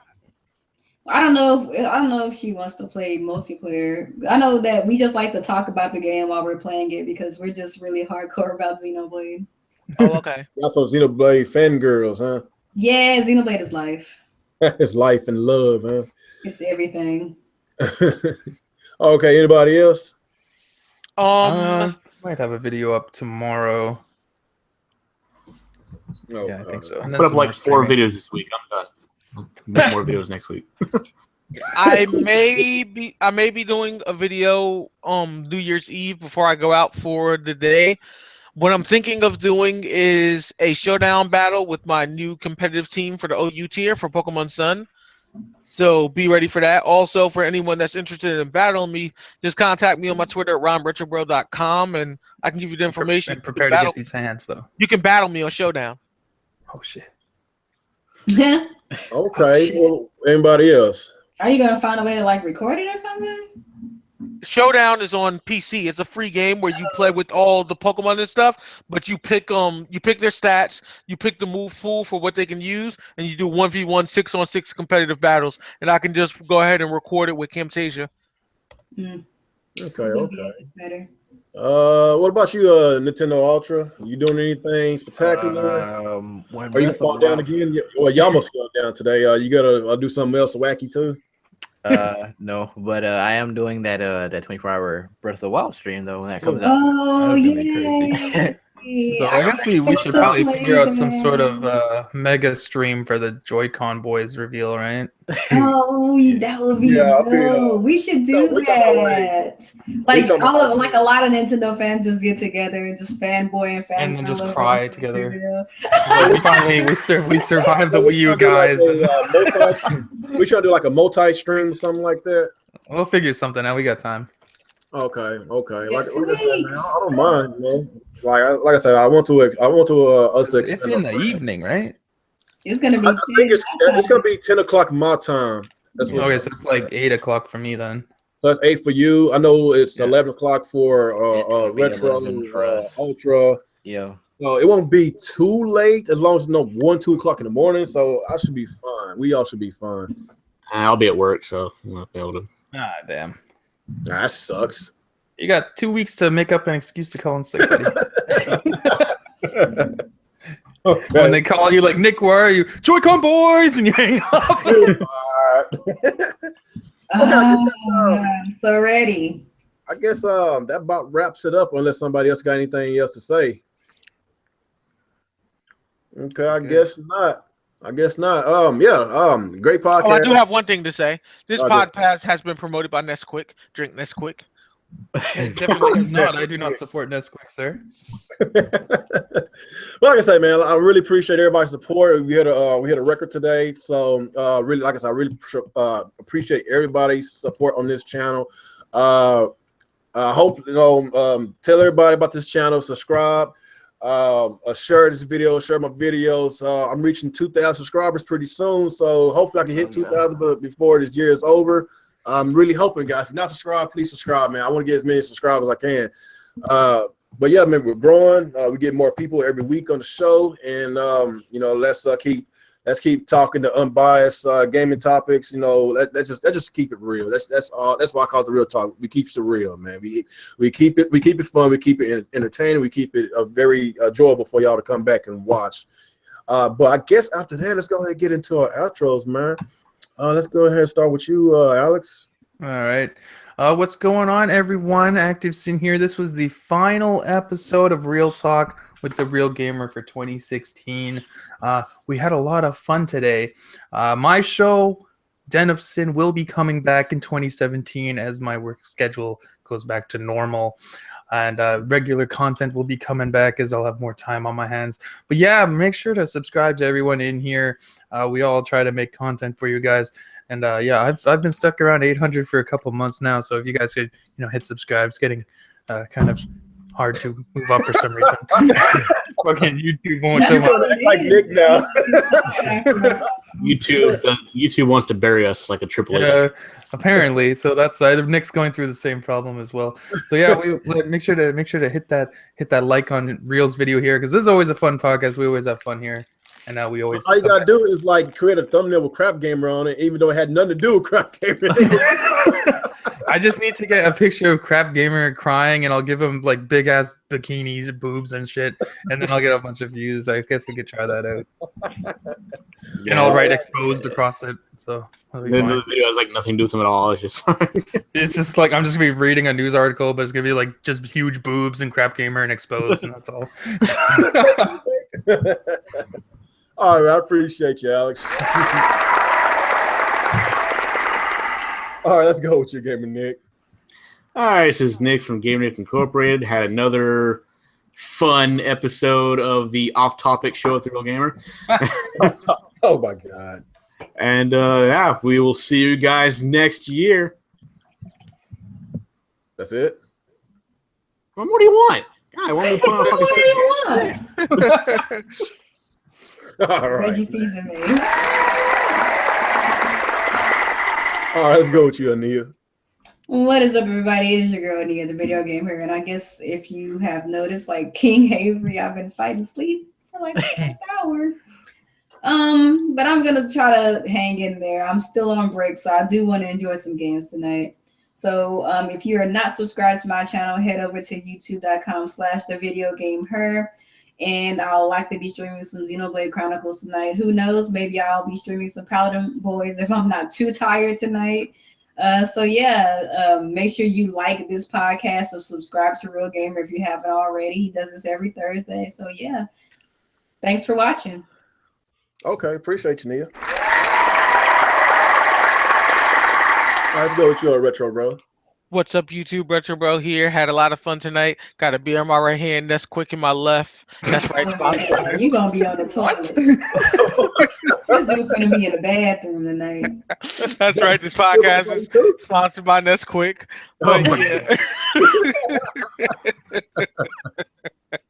But yeah, we had a lot of fun tonight. And if you guys are looking for a battle again, check me out on Twitter, RonRetroBro.com. We can set up the match. We can set up the tier. And we'll be on Showdown and we'll throw down on Mount Silver. Okay, cool. You know what's so funny about whenever we end the podcast? It gets so hilarious. Like, we be like having 40 or 50 people and be like, oh, we about to get out of here. Let's go to the outro. Like 40 turns to like 10, 15. What the fuck? Like, can we just get out the podcast first before you leave, man? That's every week. They're like, look, we've been here for 3 years, 3 hours, bro. Like, we got to dip. All right, let's go ahead and go with you. You already did yours, Retro Bro. I guess last but not least is go with you, Ultra. What is up, my boys? Go ahead and check out my channel, my boys. I'm gonna get that stream popping on January 12th. Okay, it is gonna be hype. It's gonna be at like 11 p.m. So it's still gonna be lit though. Okay, so Real Gamer, thank you for having me here. Sub everyone in this this stream here. My boy ActivesiN, Nia. All right, my boy. Retro, my boy Alex over here, sub them boys. So yeah, man, I definitely gonna have some special stuff coming soon. Okay, I gotta keep it a surprise though. I gotta keep it on the wraps though, my boy. But yeah, man, that's it. He makes the funniest videos, dude. That guy's funny. Y'all should check like all the people that's watching this podcast and the people that's gonna watch in the future. Y'all check them out. Check everybody out, man. Everybody makes pretty cool content. Alex and Nick, y'all channel is dead. No, I'm sorry, it's not dead. It's not dead. I meant to say this. Keep hope alive. Just keep doing what you gotta do. I'm trying my best to get people over live by YouTube. They said don't stop believing. So like I say, everybody that subscribes to this channel, everybody that supports my channel, please support Alex. Please support Nick, man, because it makes me feel that y'all don't want to watch them. Like, I take that to heart, man, because these people be with me every Thursday, man. I'm not saying I ain't got no big channel. I ain't got no big channel. It's okay, for my subscriber base. But I would like to see them get more views, more subscribers. So, check those guys out. They make pretty good content, man. So I guess like after that, I'm gonna have everybody's channels in the link in the description below. Hey, for the record, don't feel bad. We all struggling. I'm like the Reese's Pieces of YouTube channels. Oh man. What does that even mean? What does that even mean? What does that even mean? You're chocolate and peanut butter? That's what I'm saying. Oh my God, y'all tripping, man. Well, yeah, What man. does that even mean? Oh shit! Another 10 minutes. We're gonna hit 3 hours. We got to go. Oh, we almost in that fuckboy territory, man. Oh, emergency podcast. But yeah, man. Like I say, man, it was a good podcast. Good cast and crew. You're more than welcome to come back on Nintendo Ultra. You're more than welcome to come back, Nia. I would like to have you as a regular, but you're always with the BL, so I kind of understand. That's my baby. That's your baby. So I know. We need to have more females around here. I'm tired of being this freaking There's not that many. It's pretty much just Coupon and Nia. There's some other females. I forgot that chick's name, but she's pretty cool. Miss K. She's pretty cool. Yeah, too. Miss K's cool, but like she's always busy though. Yeah, she's always busy, but I would like to get more females on, man. It's a sausage fest, man. But yeah, man, like I say, man, good podcast. I love y'all guys, man. It's y'all the reason why my podcast You is know what growing. else is a sausage fest? A Sega fan group. Oh, God, man, I take that back. I love everybody else besides Alex. Fuck you. Oh, But anyway, guys, it was a good podcast. I really appreciate y'all support. I'm gonna have everybody's channels in the link in the description below. Since this has been a very long podcast, it might take an hour or two for this whole podcast to freaking process. So come back, leave a comment, come back, and check out my link in the description below. Subscribe to everybody in this podcast and support them like you support me. So I guess after that, peace out, and I guess Happy New Year, Kwanzaa, whatever you want to call it. Just stay out of trouble and stay safe. Peace.